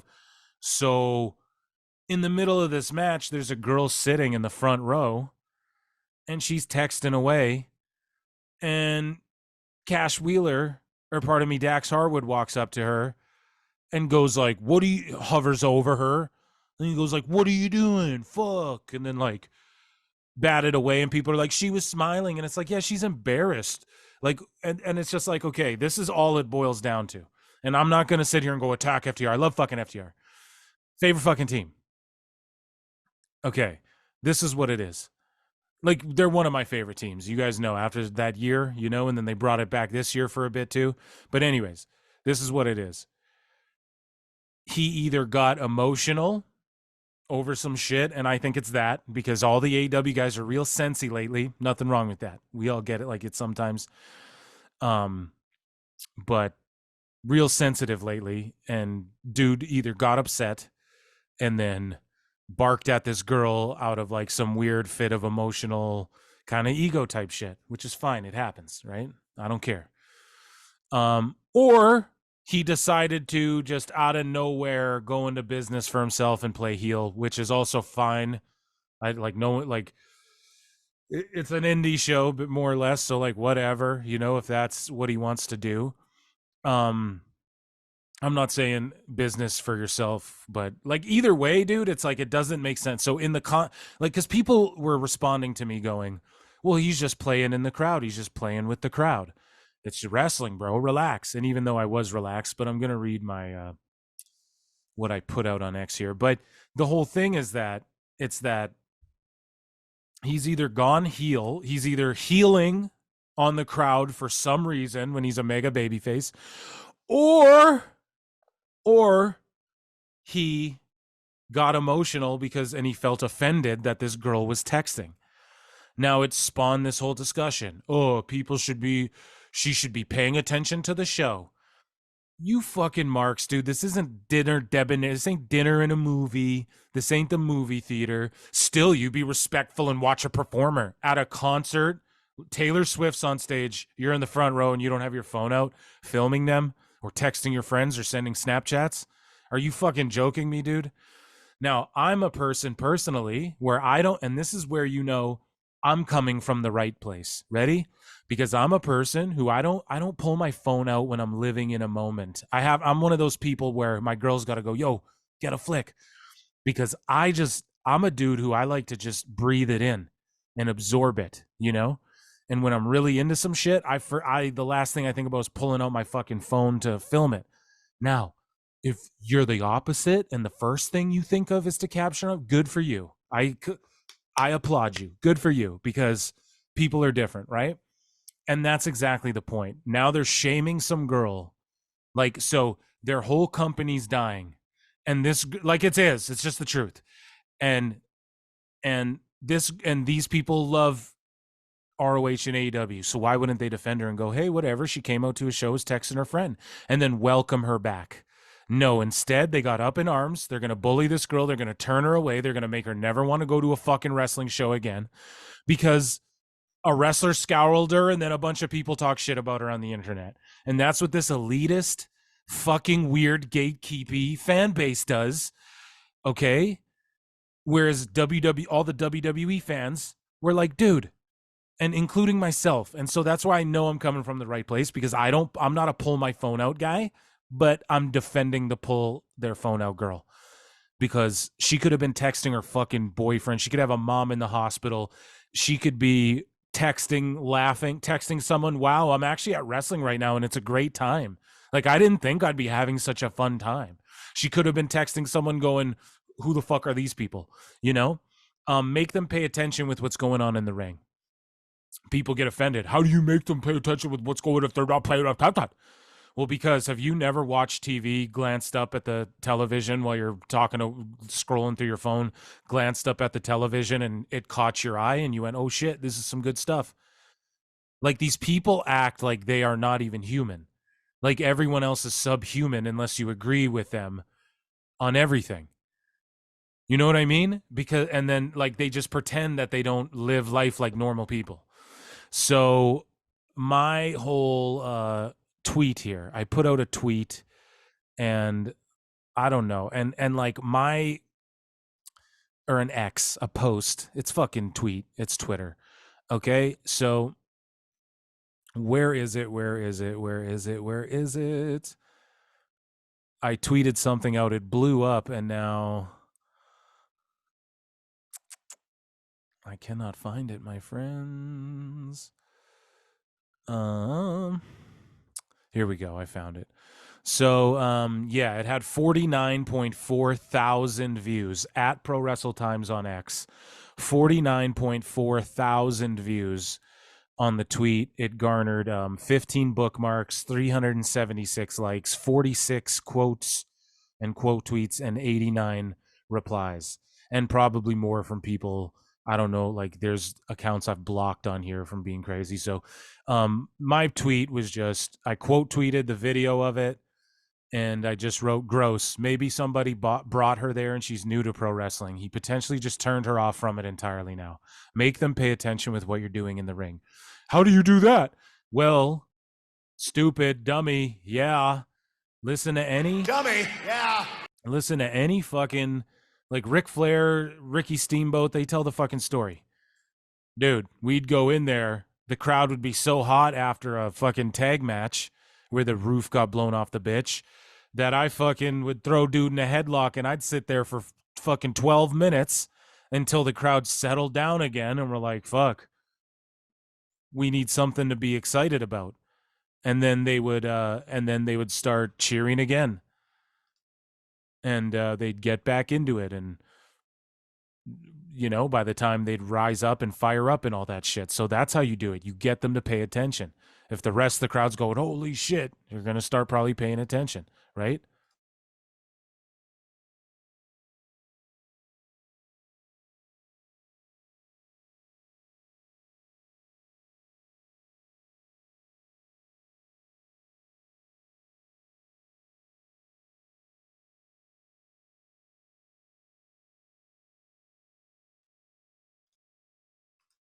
So, so yeah, let me just read some responses. So me saying gross is what it is, but I'm not like, fuck this fucking guy. No, I'm like, that's gross, because it is. He's like starking over a woman. And then people are like, look, she's smiling. She's not, guys. At Pro Wrestle Times on X, go check it out. And she's clearly like, what the fuck? Like, fuck you. And her face to me is like, it looks like she's tweeting about what's going on or something, because she's like, what the fuck? Like, sitting in the front row, dude. You know how much these tickets cost? So at X Normal XOXO says preach. This person at A Mullen says, what's he doing focusing on what some lady is doing on her phone? Doesn't he have a match he should be trying to win? Exactly. Like, you're in the middle of a fight is what wrestling is. And then I responded, kayfabe, brother. This guy says, how will what they do in the ring affect somebody if they don't actually watch? Couldn't she check her phone between matches? Couldn't she check her phone between matches? No, you don't own me. Maybe don't sit in the front row if you don't want to watch. How do you know she didn't want to watch, fucking idiot? So I go, snobby nonce attitude. Maybe she was into it. Maybe her boyfriend or mother texted her. You pretend like you watch wrestling on TV. When you watch it, you don't peek at your phone and occasionally glare up and see something interesting like every other human being on earth. And that was a 5 likes to 16 like ratio for you, boy. And then he goes, cunty attitude. Maybe she could have waited to gaps between matches. Why? Maybe she would have been into it if she actually watched. How do you know she wasn't and she wasn't into it? Maybe she could have watched some wrestling to see if she liked it before sitting in the front. What if a boyfriend dragged her and she didn't want to? You fucking virgin. Jesus. She wasn't at home. When I went to All In, I watched it all. This guy goes, when I went to All In, I watched it all. Bro, you fucking, like, these people are sociopaths, bro. He was glued. He didn't look at his phone one time. No Peruni. He's watched that whole 10-hour fucking All In show. Oh my God, dude. These are the people we deal with, folk. And I just ratioed him to oblivion with every response. But I wrote, and she did watch wrestling, you mentally deficient goober.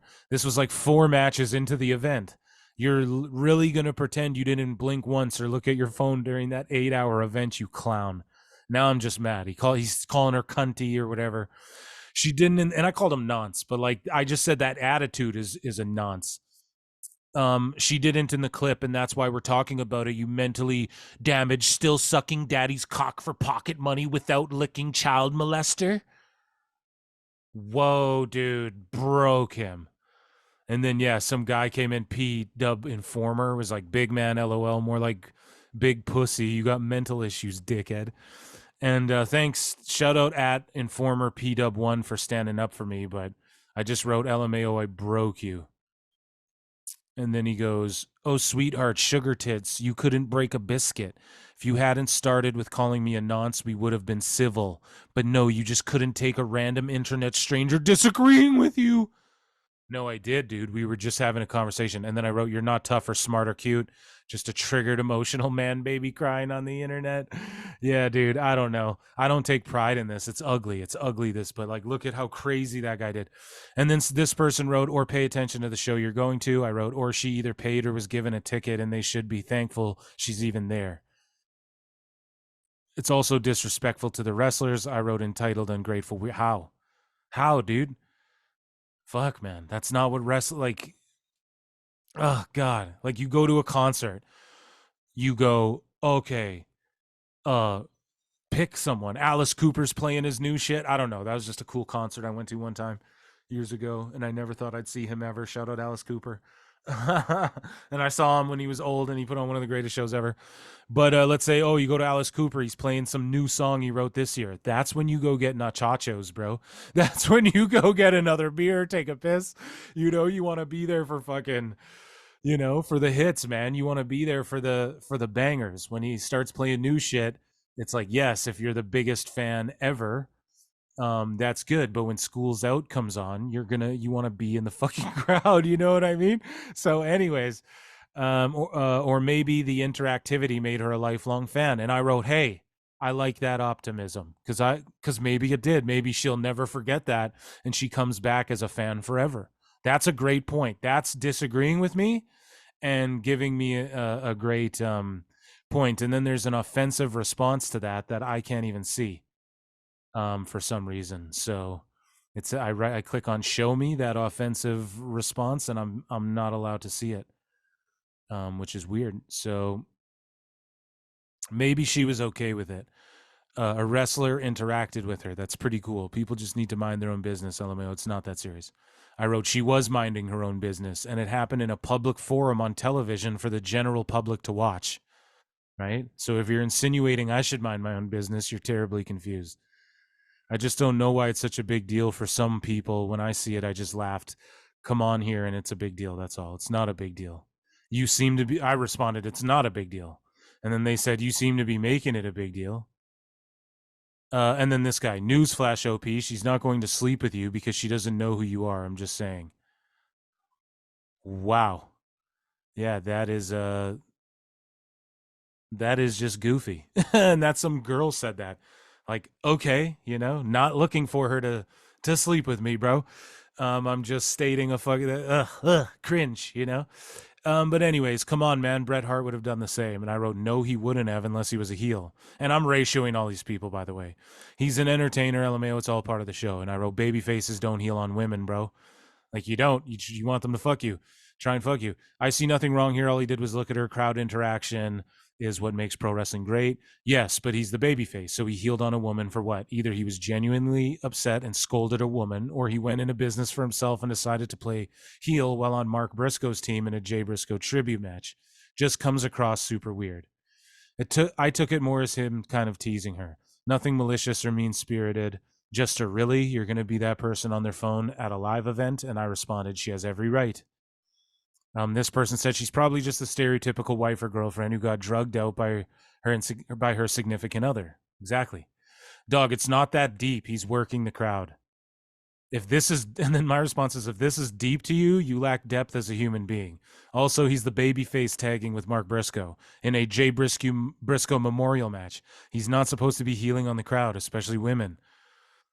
Homie, it looks like he is literally just trying to be funny. I didn't think anyone actually thought it was out of discontent or malice. And I wrote, nobody said it's malice. He's clearly healing on her. He's supposed to be babyface. Why does he care that a girl's on her phone? It's either he got emotional or he decided to play heel while being on the maybe mega babyface team representing Jay Briscoe. It's weird. I commented. He wrote, fair enough. I was kind of opping on you in my original reply and didn't intend for it to be that way, so my bad. All good, bro. We just talking. Ha ha ha. That's at numbnuts1323 too. Shout out numbnuts1323 too, bro. That's a real motherfucker. See, I got no. It's exactly that. All good, bro. We just talking. And then this guy goes, shout out Melody Llama 2. They go, you are cooking everybody in these comments. And then I responded with a chef. You're overreacting. He's working the crowd. I wrote, I never overreacted whatsoever. And he's supposed to be the babyface. Literally was teaming with Briscoe. I said it before. That's not a babyface working the crowd. Mate, it was 3-second interaction. Relax, man. I wrote, I'm 1,000% relaxed. It seems like everyone with AEW in their name, because this person has @British AEW mark. That's their name. And I wrote, it seems like everyone with AEW, their name, has taken offense to a simple observation. It's like you literally called it gross. That's not a simple observation. And I go, it is gross. It's a simple observation, a 5-letter word. Does the word gross make you emotional? And yeah. This guy goes, boo fucking who? I go, bless you. So I don't know. There's like a million more. We could do this all day, but basically it was just seemed weird to hover over a girl. Like, go watch the video. He hovers over this girl, and yeah, dude, just does this thing. Yeah. Team Chaos, the little bros in the building, man. Shit, man. So shout out to IWC. They're crazy, dude. But it is what it is, man. And what I said, like, I don't think it was that bad. It was just the truth, dog. Got to talk about my life as I see it. Yeah, Soraya's trending. Shout her out. I think she's wrestling Riho or something, so shout her out. So yeah, moving along, the final battle. Oh, excuse me. Final battle, man. Yeah. Let's get to, so, you know, Mark gets the win. We got a proving ground match, Kingston versus Henry. Henry taps out, so that was pointless. We get Athena versus Billy Starks. Billy Starks is like 18 or 19. She's green. She's great. They had a solid match. And this was the main event. And I'm pretty sure Athena is from Garland, Texas. But they kind of, I don't know, the ending kind of fell flat on its ass where it was botched up a bit as far as like just at the end, like Lexi joins them and she becomes the minion, and Lexi Nair was already with them, but like they just like kind of hug each other. It's like a fan, yeah, kind of thing. But Athena's been being a heel. I just think even though it's the hometown, you shouldn't do that. But yeah, let Athena reign forever. And I've gone to bat for her a billion times, bro. She gets over on Dark, gets over on Dark Elevation, gets over in Ring of Honor. Tony won't do shit with her in AEW. Like, you know, it's just why he's bad at business, why he's bad at booking. It's that simple. Oh, you'd be better? Yeah, I really would be. I know I would be. If he gave me all that money and if you had his money, because you got to look at it like just me from here right now in my life. No, I don't have the connections. I don't have this and that. If he used his connections and played the Ted Turner role and wheel and dealed and did that sort of thing and let other people handle the other side of it, not active wrestlers, you know, it would be so much further along, you know, I guarantee you. And it's just really bad when, like, you know, like that guy Will Washington, he was hired to focus on continuity and long-term. That's what he was hired to do, bro. That was about a year or so ago, and look at the last year. It's been the shits and nothing makes sense. Tournaments, battle royals, open challenges, beat the champion to earn a title shot. It's just the same fucking shit that doesn't get over. And not only that, look at, for instance, I brought it up earlier, man, Sky Blue. So Sky Blue like misted Julia Hart and was like, no, fuck you. So Sky Blue got misted, started going spooky. Misted Julia Hart, though, and is like, no, fuck you, I'm staying with Willow, and I'm just going to be a spooky good chick for some reason, because Tony Khan wants fucking, we know what he's doing. He's thinking about that sky blue fucking black leather photo shoot. And you go, that'll be great. And then, so basically she turns spooky, but she stays face, but then all of a sudden she's fighting Abaddon, but then Julia Hart comes in, and then they both jump. So they have respect for misting each other, and Sky Blue's blue mist doesn't do shit, but the black mist corrupts you and transforms you into, it's fucking so bad. And it's like, if this is Will Washington, I'm not trying to put the heat on him, but if this is Will Washington's doing, you know, like, goddamn continuity and shit, this shit stinks, bruv. Like, what the fuck is going on? Like, for real.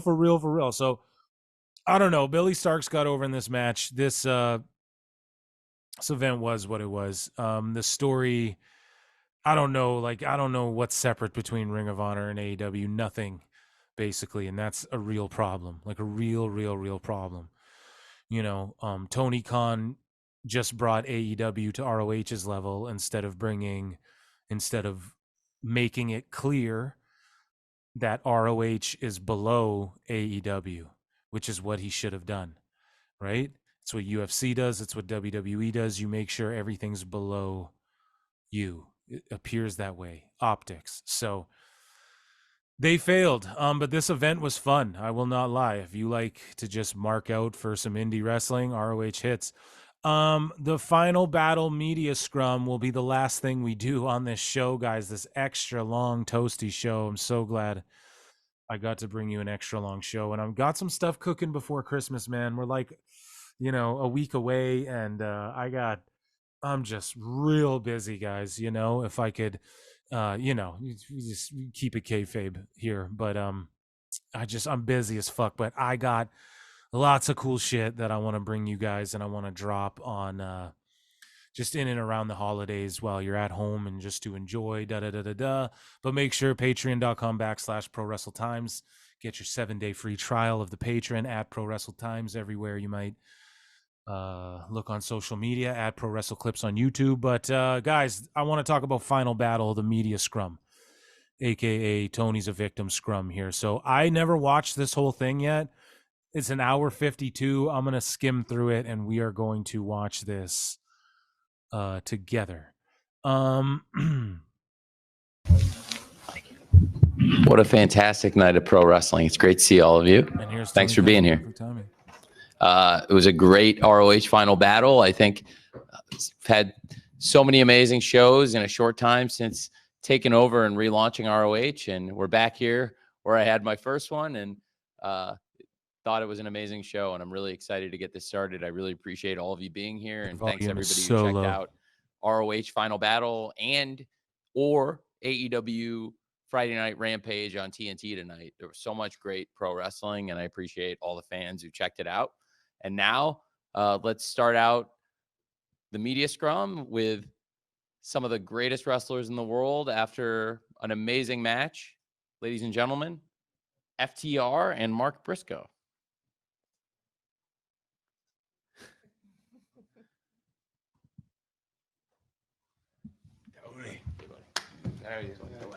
Okay, Mark Briscoe, FTR coming up. It's our greatest match of all time.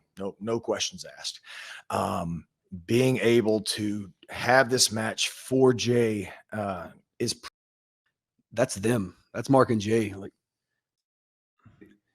just putting them over. Let's see what Mark's got to say. Man, let me tell you, this is therapy, man. This is like real deal, real talk. This is therapy. Ain't a shrink in the world that could do for me what this here tonight did, man. Like, I tell you, it's really, it's hard to put into words, man. Like, me and my brother, we started training in February of 2000, and then had our first match in May of 2000. So we're coming up on 24 years, quarter century. Like, it's crazy, man. But in this, like, all of a sudden, in the blink of an eye, in one day, he's gone, and it's like, how do you carry on? God, all right, Mark, man, or Jay, pardon me. Look at what we did tonight, man. That's how you carry on, And also, we talked about earlier the WWE on Fox thing, and then like AEW tweeted out like Jay Briscoe was eliminated from the whatever when he lost, and then there was no uproar, no one said shit, and it's like, that was pretty fucking weird of a mistake of a tweet, and that's coming from in-house AEW. So I just feel like, you guys know my thoughts. The WWE on Fox is probably a fucking 21-year-old intern girl who didn't know what the fuck she was doing. Person in AEW should probably have more of a fucking idea of what's going on. That being said, though, like, none of these people deserve to get attacked for fucking tweets, man. It's tweets, So, anyways. And these boys right here, like, it's crazy how God works, because he brought us into their lives. He brought them into our lives.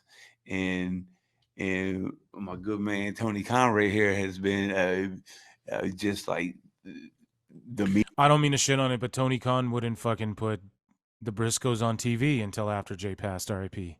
mediator, you know what I mean? The guy who made it happen. It's just it's crazy. Like I said, it's crazy how God works, because just how, you know, the Briscoes and FTR, you know, 10 years ago, you said Briscoes and FTR and everybody be like, what are you talking about?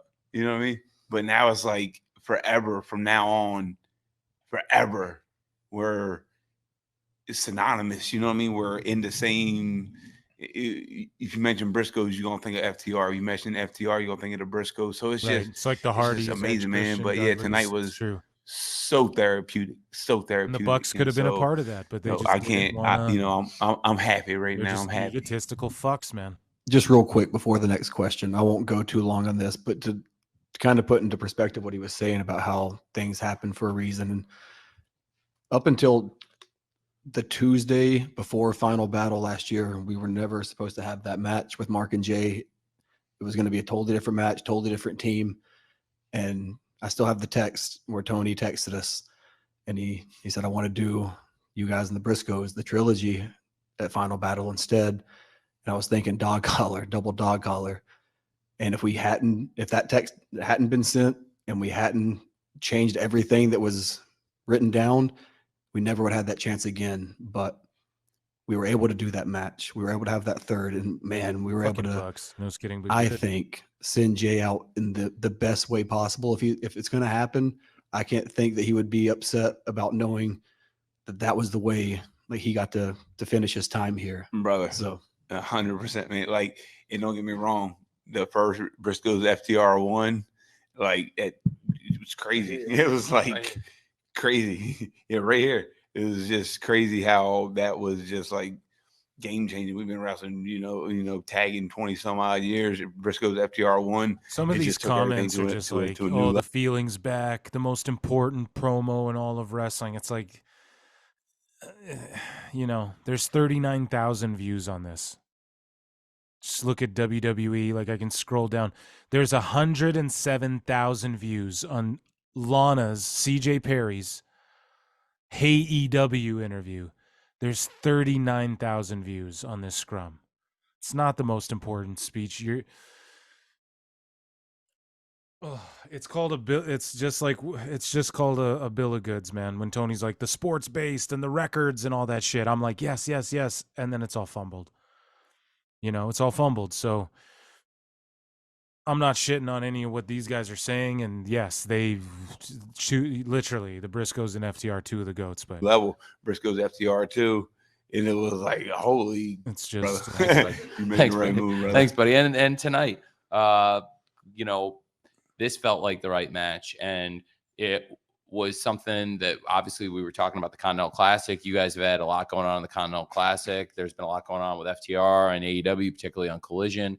And we've had so many exciting things happening, but I was trying to think of, you know, this was the place. I mean, to be honest, for so many people in AEW and ROH, this was the last place most of us, myself included, saw Jay Briscoe.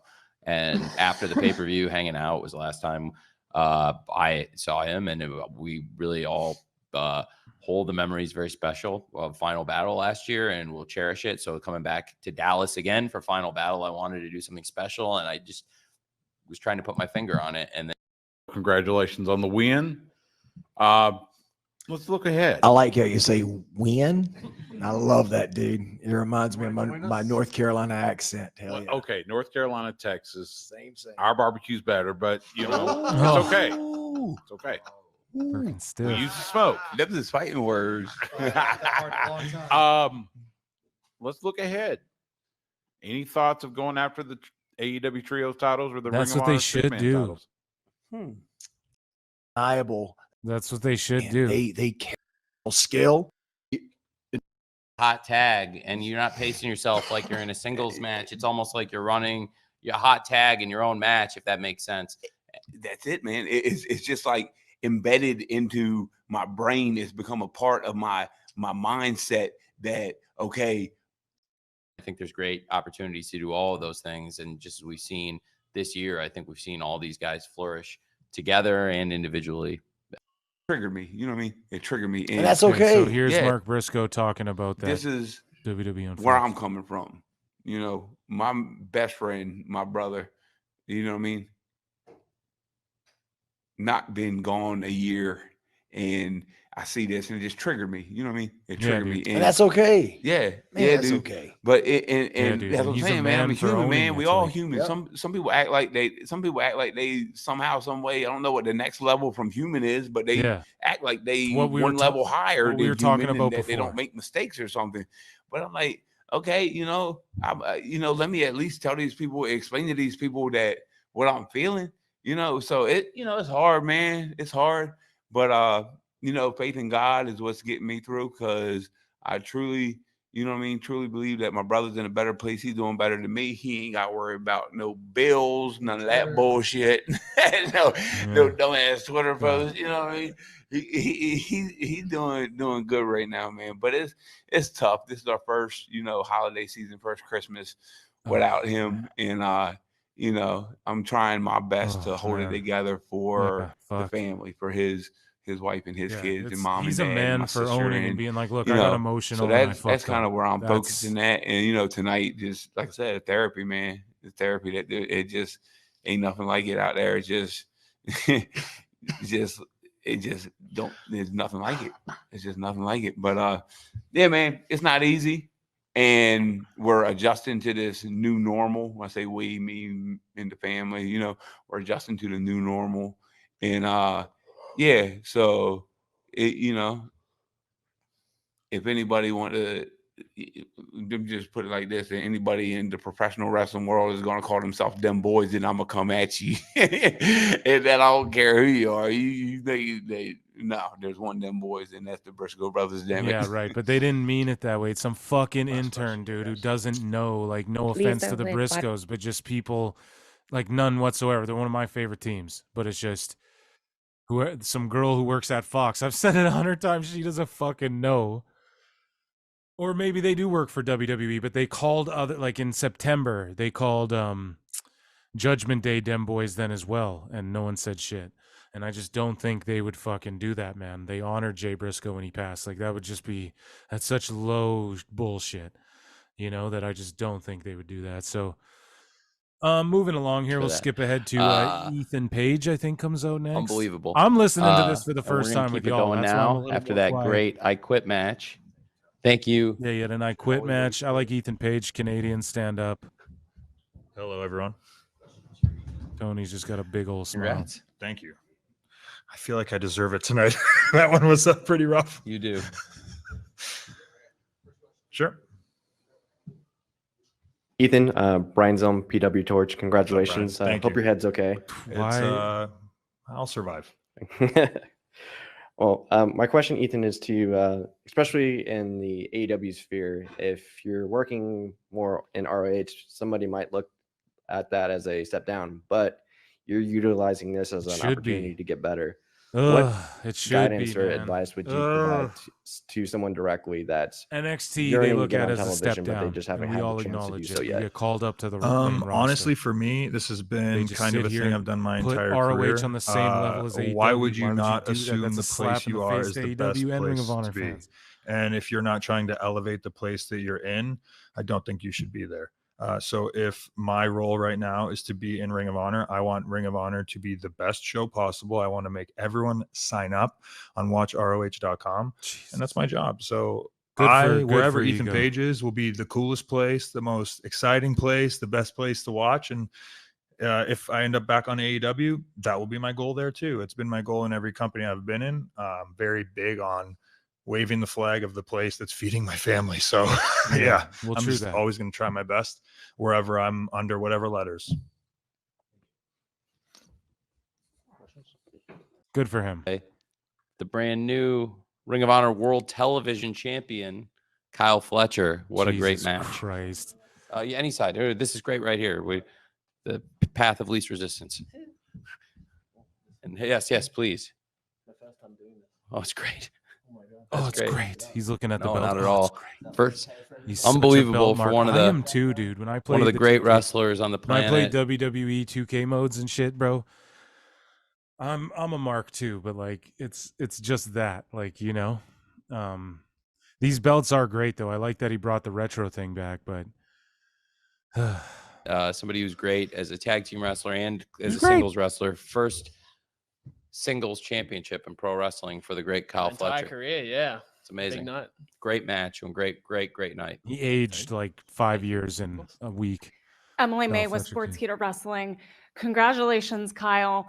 Many have said that this year is a record year for you. If you break it down, you have had the IWGP Heavyweight Tag Team Championship, the New Japan Strong Openweight Tag Team Championship. Okay. Full we get it. time. I just won the World Television Championship, my first singles championship in my entire career. In a sense, I really don't have the words. Like, it was never. Isn't he like this big bad heel with Takeshita and Tony's sitting there smiling? Oh yeah, I did that for you. Like, if it's me, man, I'm just not. I'm pulling a Christian. I'm walking in there kayfabe. I'm not, you know.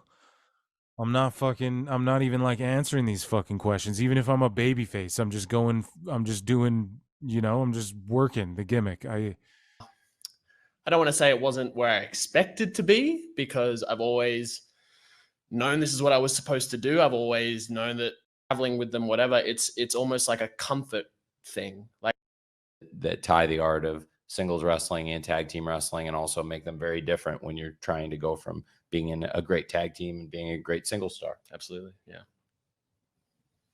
Thanks, Tony, for sharing. Okay, who comes out next? And Billy Starks. Billy Starks. The loser. Yeah, let's have the loser of the match. But yeah. Congratulations on an incredible match. Thank you. she should just Questions be for this like young in wrestling like, genius.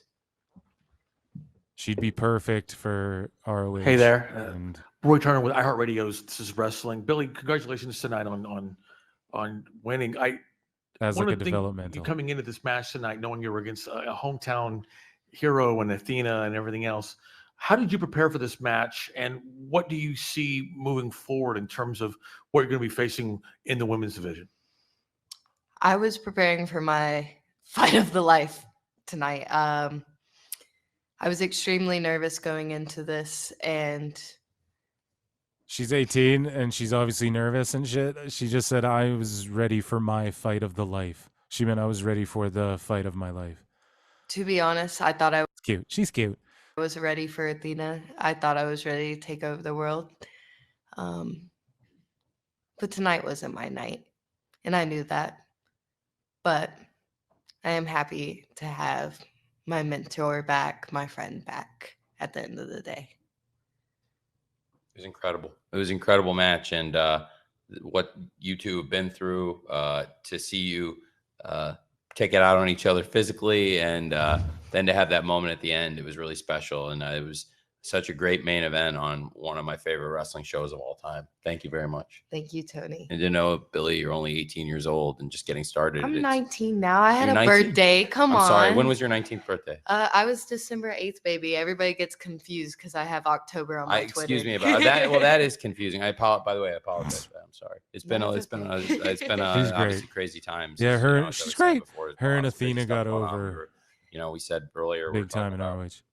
Mark Briscoe was saying that was the 10th. I guess that was the week of the anniversary of the final match for the Briscoes, and a lot going on with, you know, Kenny being in the hospital. But I'm really sorry about that. I'm sorry I didn't. No, it's okay.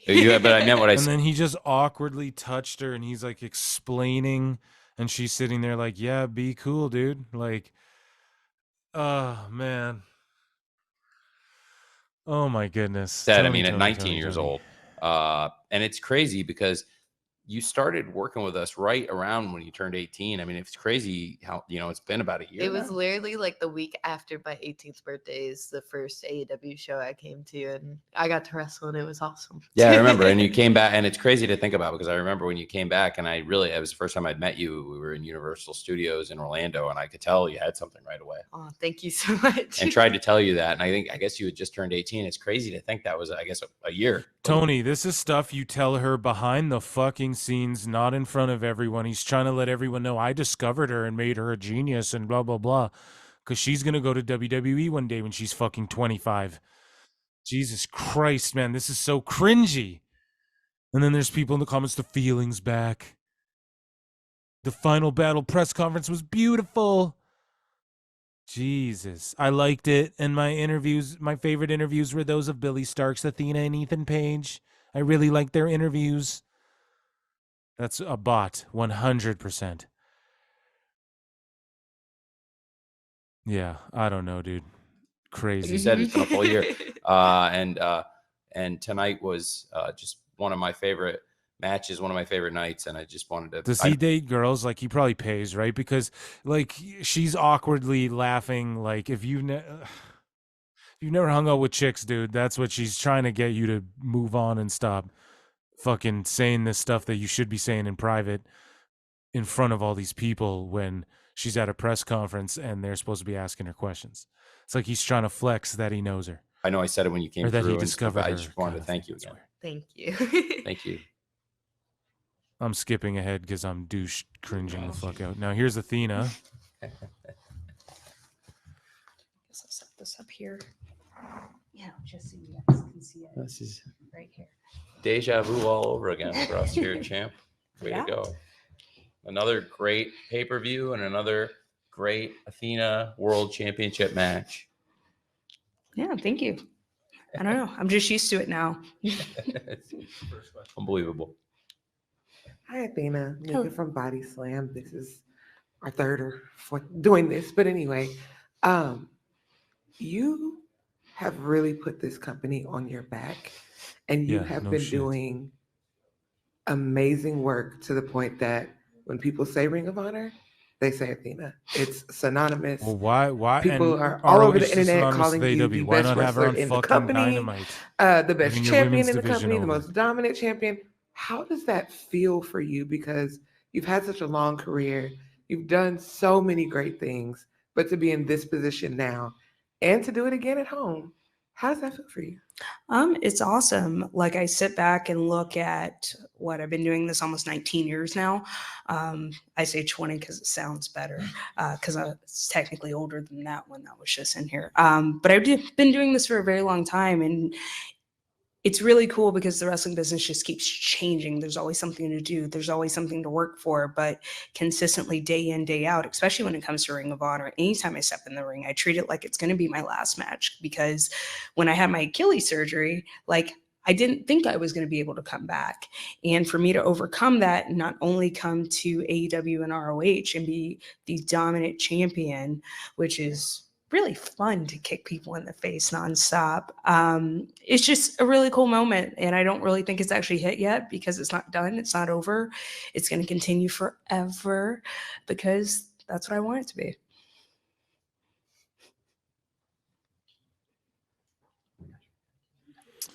I mean, yeah. Hey, how you doing, Derek? I like We've talked Athena a before. lot. I do. I like Athena a lot. Here, we're going to skip Basically, ahead here. The last time you regularly competed in AEW, outside of a couple special appearances like at the pay-per-views and things like that, when you've come in and appeared at Forbidden Door, All Out, things like that have been really great. Obviously, the crowd responded great for those. Forbidden Door with Billy was a great situation. I think All Out was a great situation. So I would definitely be open to doing more things. I mean, we've had a lot of fun matches in AEW around the pay-per-views this year. Thanks, Tony, for and talking to her. Like, she's looking at him like she's more professional than fucking he is. Oh my god. Oh my god. Okay, we're gonna skip ahead to Tony first of all, talking. great show. Thank you, Stu. Tony's questions. There have been a lot of rumors regarding Warner Brothers Discovery, what they plan to do in the pro wrestling world. Involves, of course, AEW, Ring of Honor. The whole Warner thing too. It's like, man, it's happened a million times, right? ECW goes on TNN and then fucking they just swap out for WWE. They want to get in wrestling, they get on that network, and then they just do a swap out. Like, it's happened with so many different things before. That's what they're doing. That's what Warner's going to do with AEW. And maybe another company or two as well. Just give me your thoughts on the relationship.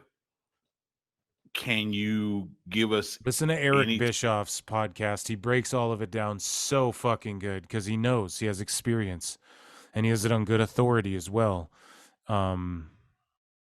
So yeah, type of insight as to what trust Bischoff.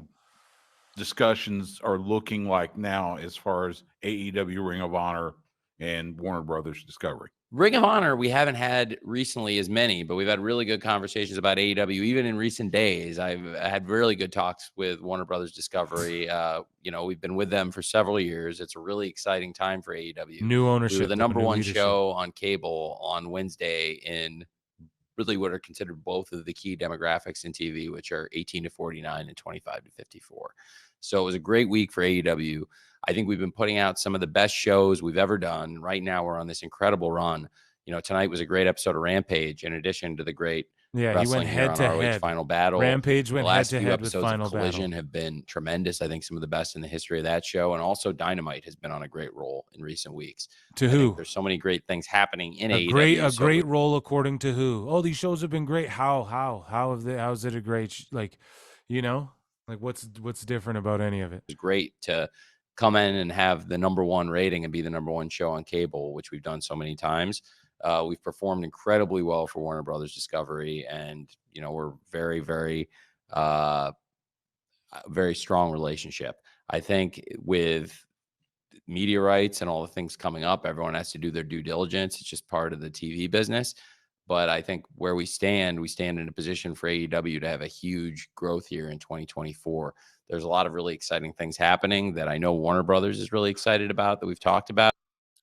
They're losing money. I talked about it earlier in the show. They're losing money out of every end, and that Zaslav dude, he just shelved like the Batgirl movie. He just said fuck this DCU shit. We're doing a new DCU with James Gunn because he fucking helped Marvel lay out the MCU and shit. I see like a big play like that could be like a long-term play, whereas AEW, like they'd have started to do that type of shit if they were interested in doing it with them, The Advance for All In just being a massive success as we're approaching a $5 million gate for a show that is 8.5 months away. And, we're so far ahead of where we were. We didn't put $5 the million. tickets on sale. That's fucking not even the Young Bucks' salary every year, dude. So like big whoop-de fucking woo. That's what you pay fucking Moxley, dude.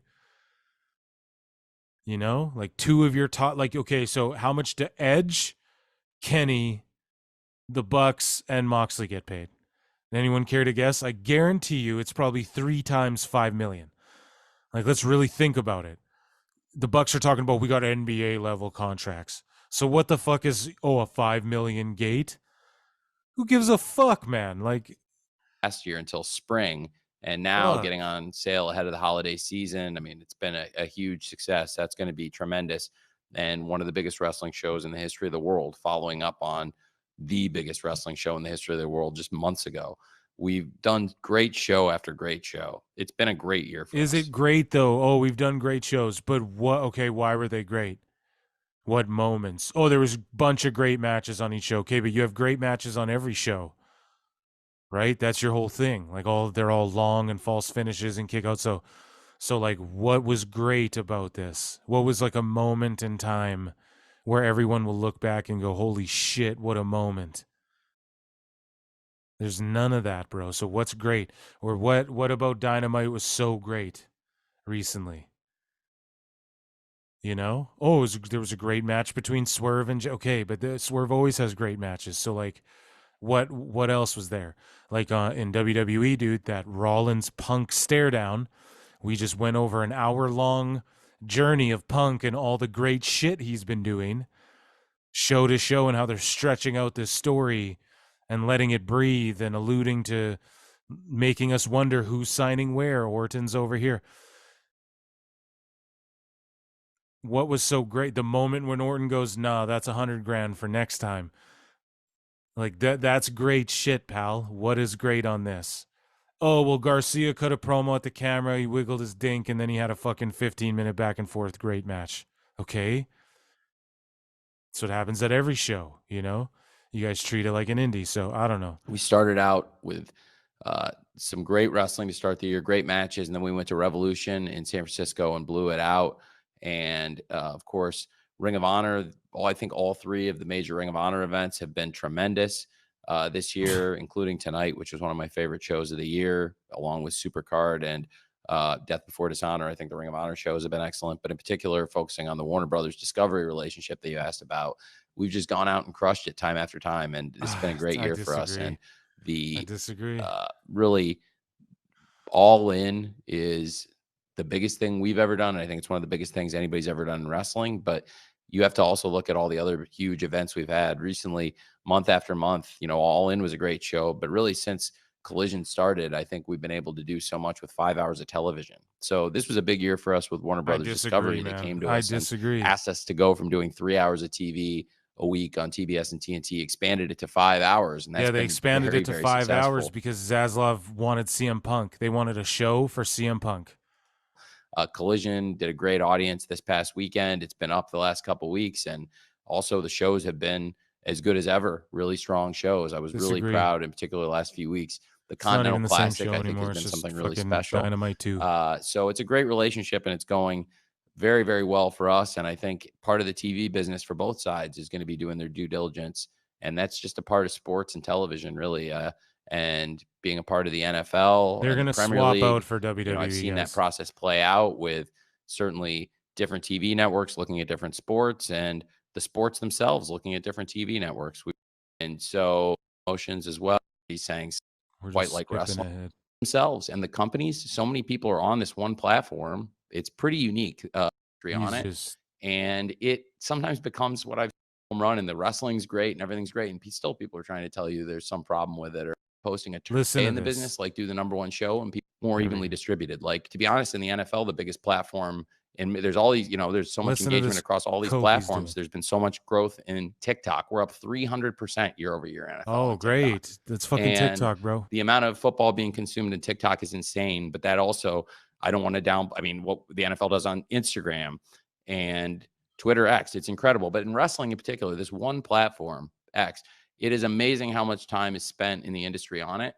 And it sometimes becomes, what I've seen is sometimes a bit of an echo chamber. And also there's a lot of bad faith. There's a lot of bad faith posting on it. And so Team Chaos 1988, fucking, you know, the death threats at the girl doing the elite flipped off fucking Hangman who likes CM Punk, AIR Gold, Drainmaker, all these fucking people, man. That's all bad faith. That's all not bad faith. These fucking WWE Real One. That guy's not bad faith. Like, yeah, Jobber Nation TV's bad faith as fuck. We know. But like this, like, you know, it's just that the worst egregious arbiters of this are fucking the echo chamber is more on the other side, dude. Because they can't, like, and what? How do I know this? Because this is why. This is why. Ready? When Edge and Christian have a good match, we go, yeah, dude, that was a great match.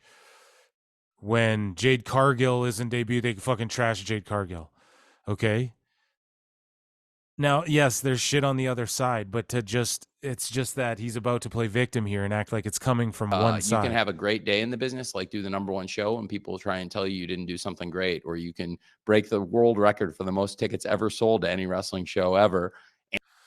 Okay, so Tony, that's a fake stat. You never broke the world record for tickets sold ever. That was just refuted by the government and shit, bro. Like, you didn't do that. But you still did a great thing, but you didn't do that. And then second off, #1 show on cable. Okay. Okay, and that's great. That's awesome. The thing is most people that you cater to are not even watching it on cable. They're streaming it illegally, bro. I'm telling you that right now. And it's okay. On Monday night, WWE does millions of people, and they're up against typically football and stuff. Now, I hate those arguments of like, oh, it's up against hockey and shit. I'm always just like, who cares? Like, people are going to watch what's good.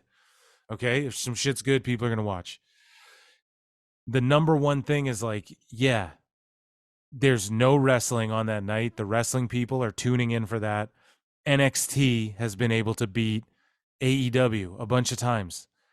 So I don't know how that feat is great. It's great. It is good. Give you your flowers. I've always said it, like 800,000, that's who's going to watch it every week.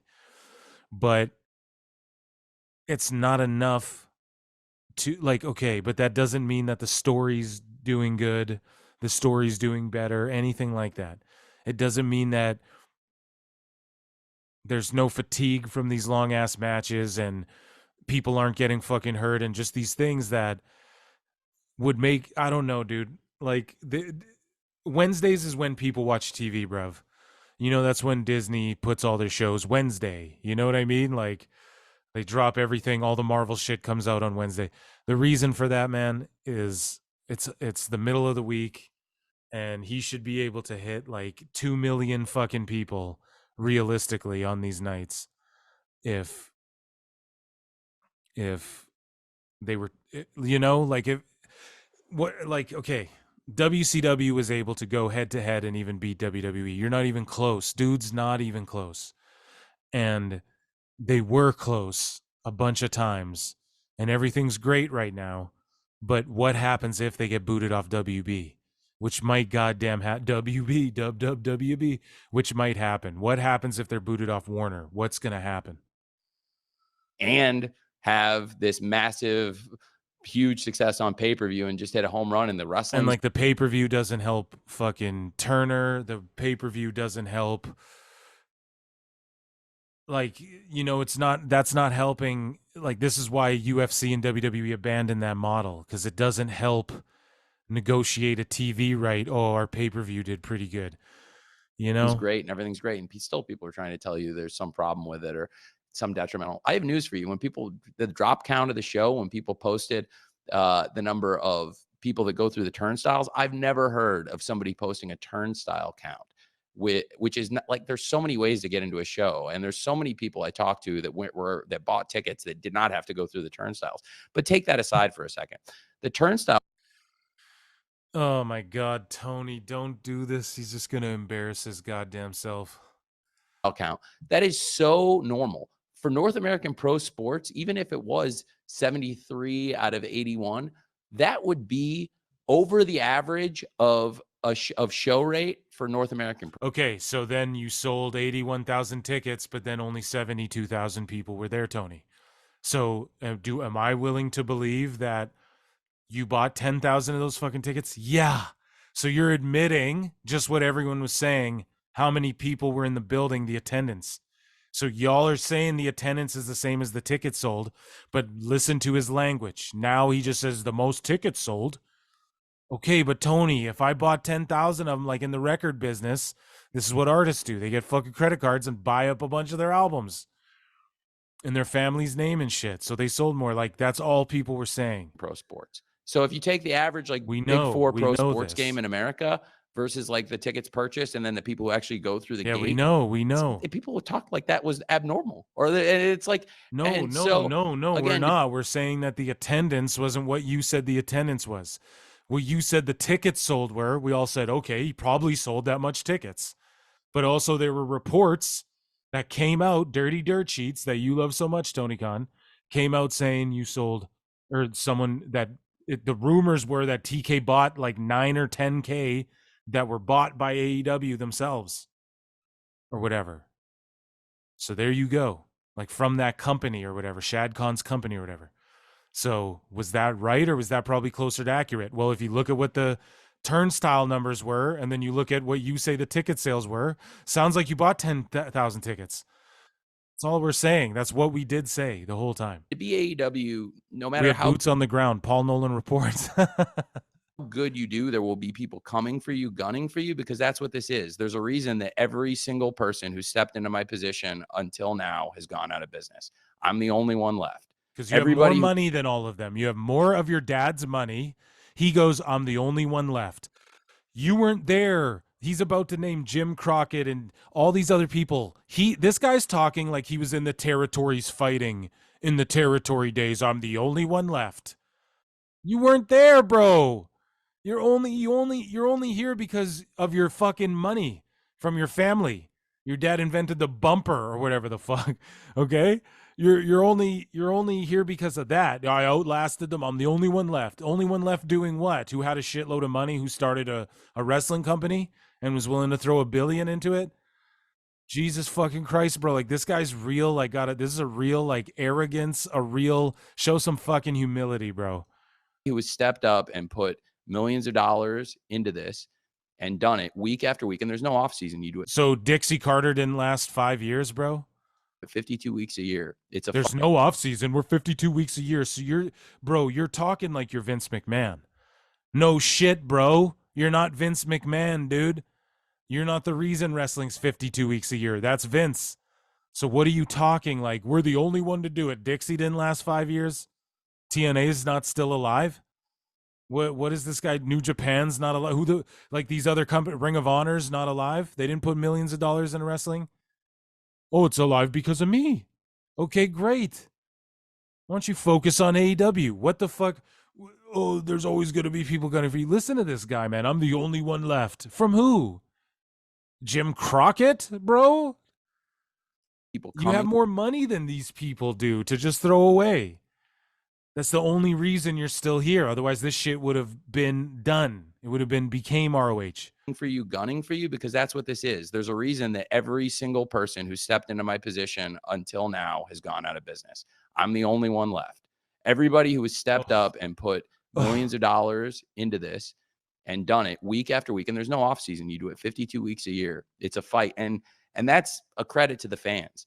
I know what it is to be a wrestling fan 52 weeks a year. It's hard. And but it's also the most rewarding thing. That's why you can't get away from it for too long. That's why we always come back to it. We're addicted. And it's worth the fight. And I love the fight. And I'm never going to stop fighting it, no matter what happens, no matter how things change. What fight? To get people hurt and make wrestlers rich for wrestling a little amount of time and not getting good at their craft and sitting at home and then getting hurt when they come to work and get put on bad hokey television that's reminiscent of Vince Russo in the 2000s. Is that what your fight is? Or your fight is just like, oh, I just want to have great matches all the time so everyone can have great matches? What are you contributing? Like, Ring of Honor already did that without you, bruv. The Indies were already doing that without you. New Japan was already doing. So what is the fight? Like, what is his fight? That's what's unclear, and that's where this just comes off hypocritical and very, very, the dude needs some humble pie. It's worth it. It's the fight Jim Crockett fought, and Vern Gagne, and Ted Turner. You didn't know any of those people. Vince McMahon and Triple H knew those people. Jim Cornette knew those people. And the difference between you, Tony Khan, and those people is that each of those people knew that they had to hire other people to do what they were weak at. So if they're bad at business, they had someone do the books for the money. If they were a bad booker, they bring Dusty Rhodes in to book. These people, everybody you just named, he's talking like he fought the territory wars with these guys. He didn't. And secondly, those guys all had the humility to hire people to do what they were bad at doing. That's the difference between you and them. Fucking even Herb Abrams had a bit more sensibility, it seems like, than some of this. And this is, this is an incredibly embarrassing. I'm not even trying to gun for you, Tony, like you're talking about. I'm just speaking the truth, man. From the outside looking in, you're talking crazy Adderall shit right now, homie. And so many other people that have tried. Vern Gagne. You put his own name in the same breath as Vern Gagne. I'm doing this for all of you. And I know you're doing it for Jim Crockett and Vern Gagne. That's what Tony Khan just said, folks. After shitting on them and go, I'm the only one still doing it. Vern Gagne didn't run longer than 5 years. Holy, man. Holy. Spirit. So thank you. And this guy's geeked. Tony's geeked. He's geeked while he's answering this fucking question. I don't know if we could have launched AEW and this would all be possible without Kenny Omega. And certainly he's as influential on the launch of AEW as anybody. And absolutely. I've had enough of this. Shout out Kenny Omega. Guys, that was, I don't know. Tony Khan gets a motherfucking, Is shit gonna change? Nope. Is he gonna make better business decisions? Nope. Is anything gonna get better? Probably not, man. But I'm here for the ride, and you guys are too. Listen, you guys, this was an incredibly, insanely long episode of PWT Podcast. Round of applause for me. I hope you guys are having chestnuts roasting on an open fire and having good Christmas tide and Christmas cheers and all that good stuff, man. I know I am, and 'tis the season. I'm going to try and upload some extra stuff for you guys, just some extra things on the Patreon. So go grab your 7-day free trial, patreon.com/prowrestletimes. Make sure I'm going to do some posts for the PWT Awards. Make sure you guys hit those polls and let me know who you think should win what and why. And I'll tally those up for January 1st. And yeah, I definitely have some things for the new year. I think just some new stuff for the Clips channel that's not podcast related. That's going to just bubble up, and guests and all the good shit, guys. Make sure you check out at Pro Wrestle Clips on YouTube, at Pro Wrestle Times on YouTube as well. We got to hit that 1250 for Christmas. I think we're going to do it. The goal was 1200, and then I kind of, played with, I was like, maybe 1250, but by Christmas was the goal. I think we'll do that. And, we've succeeded, exceeded expectations. The Pro Wrestle Times channel's almost at like 250 or 300 as well. And that's just the long form audio. So, and shout out everyone. We got our Spotify Wrapped, and we're in people's like top listens of every month. They're listening. We're in people's like top 3s and shit. So thank you so much for that. Really, really, really appreciate that. I got to, of course, shout out the Patreons before we go. Reggie Rodriguez, Mark Hugh the Mark, Ashley V, Russ Paxton, Chris Killis. Now they're paid patrons. We have other patrons who are joined up, who are not paid, and they're joined up. I'll get all your names and I'll shout you out. And they're on the 7-day trial. So hopefully you guys enjoy it. And then you continue to rock with us, get in the Discord. Yeah, I hope we wrapped up all the wrestling. So I know that there's a Raw tonight. So I don't know. We're always behind, but that's how it is. As Tony Khan said, as a wrestling fan, it's hard to keep up with it all. But I just appreciate you all so much. And I hope you're having a merry, merry, merry Christmas. Maybe I'll do a little Christmas episode. I don't know. Depends how my time's looking. But yeah, I got a lot of stuff I want to bring in the new year. And I'm going to start going live like lots in the new year. That's my goal. Like every morning, I'm going to go live, like even for an hour every morning on YouTube. So maybe we'll try Twitch out. I don't know. I say crazy shit sometimes, but guys, thank you so much for rocking.